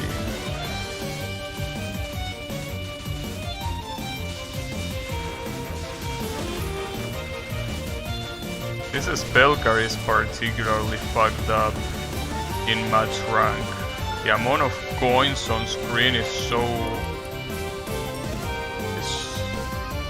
It's too much. Oh, speaking of fucked up on match rank, well, this is fucked up even when it's not on match rank. Well, I have quite a big disadvantage here.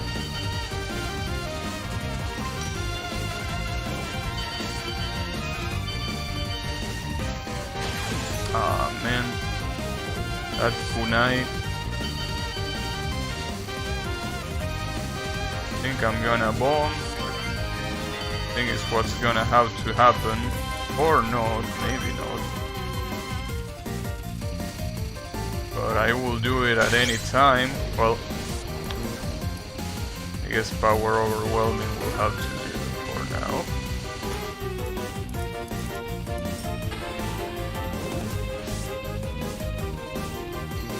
This... Oh, that's... okay. Wow, this spell card on match rank is really something else. And you know, this was already hard outside of match rank. So here it's basically... You know, it throws everything at you.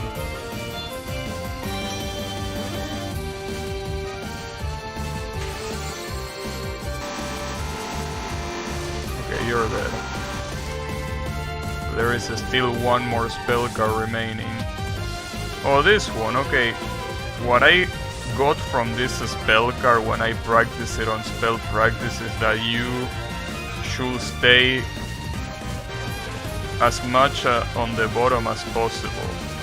As long as you stay right next to the purple bullets, dodging the red bullets, it's still painful, but not as painful as it will be. Power overwhelming. Do I need to use it?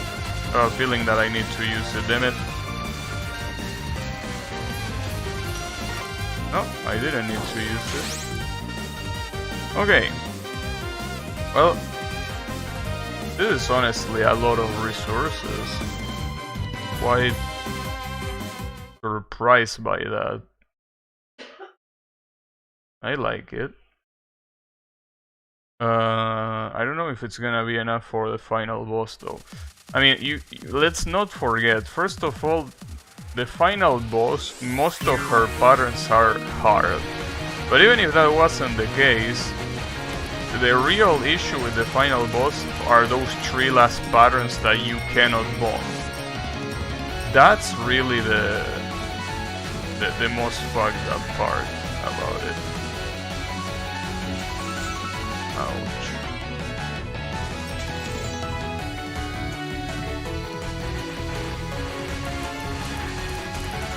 Look at this shit.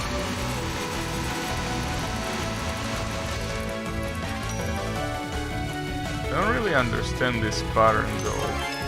Like, I don't know exactly when these fairies blow up. Like, you know that sometimes they don't blow up, so I don't understand what the condition for them blowing up is. It's a little bit weird.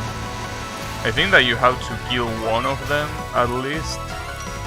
Which is a little bit hard because Sakuya tries to aim at one of them and fails miserably because they are so fast that it's like you cannot even hit them.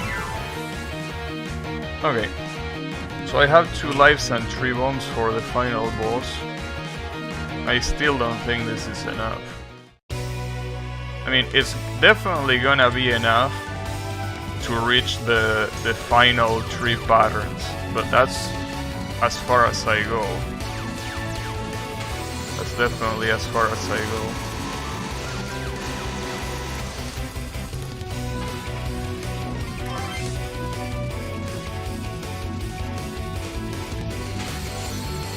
If I practice this spell card, it's one of those spell cards that even when you follow the strategy, it's just so tough.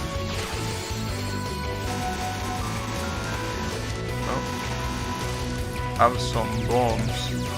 A good thing is that I'm about to get an extend. I need a couple more, well, a couple, more than a couple, but I need like 40 blue items and I will get an extra life, which is not really gonna help much, but I mean, an extra life is an extra life. I cannot say no to it.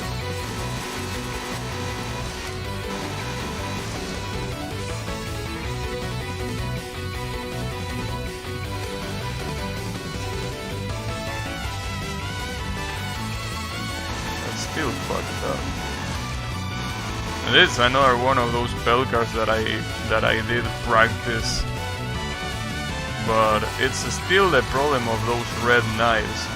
Those red knives are out of control. They really are.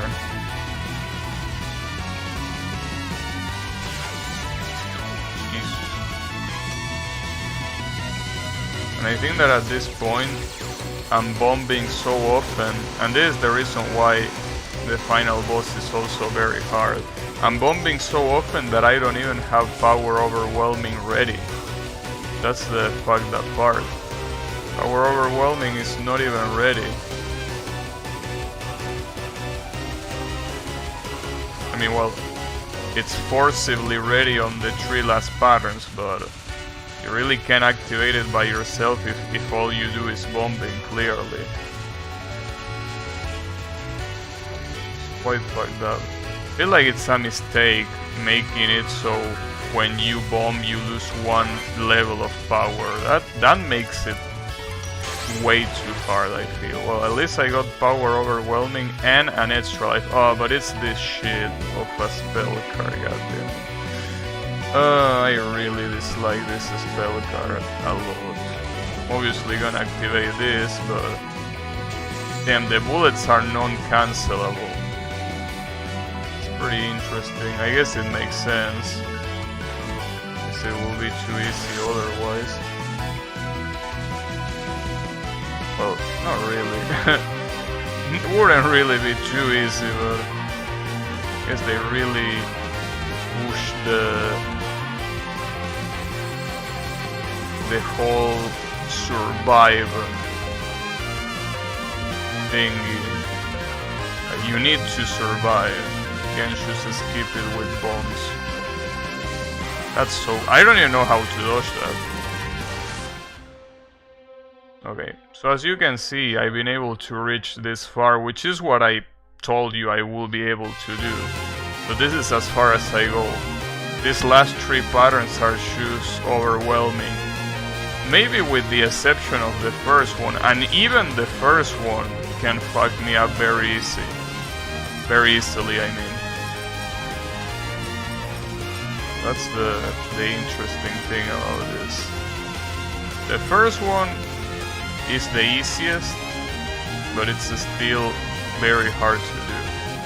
The second one, I tried to do it in spell practice to no avail. I have no idea how to do that non-spell. And the final spell card, well, I mean, it's the final spell card, so you are pretty much destined to fucking die.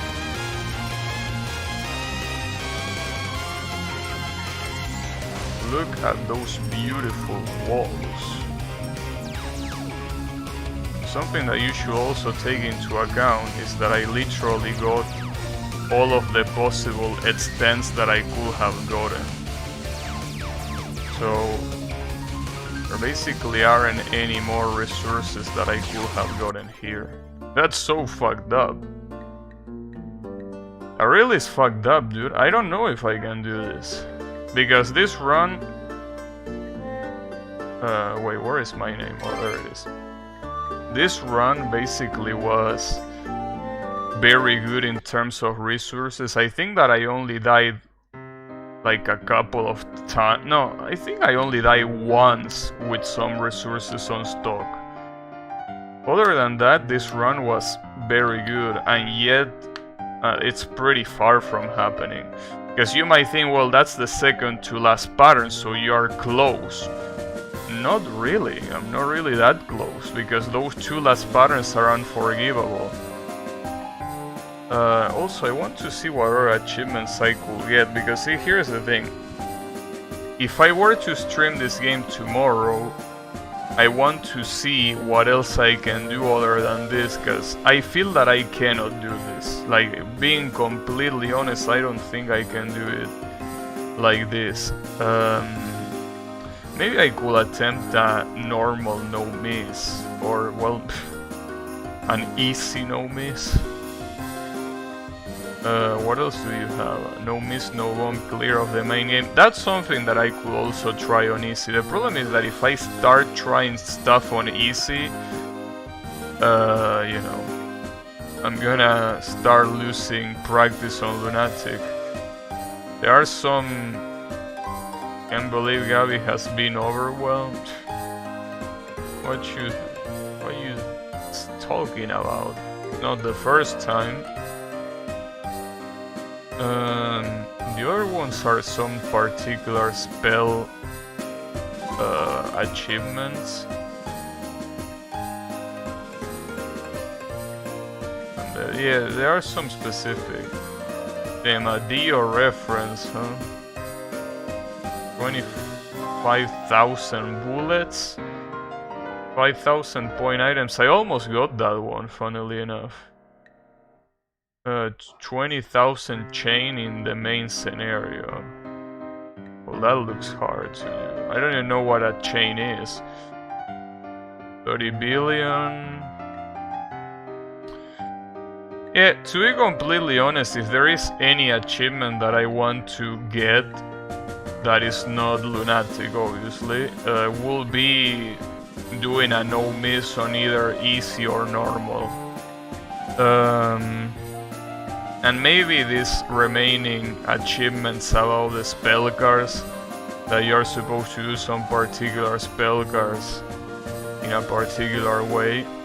Like, for example, doing that without killing any of the fairies or shit like that. So I think that there is still more to this game for me to do, even if it doesn't involve Lunatic, though I'm still gonna try Lunatic. Like, I'm definitely gonna try Lunatic because I want to get it. But I don't know if it's gonna happen. So in any case, thanks everyone a lot for watching, and I'll be seeing you on the next stream with more of this. Hopefully being able to get a Lunatic, but it's gonna be very hard. So yeah, have a good one everyone, and take care.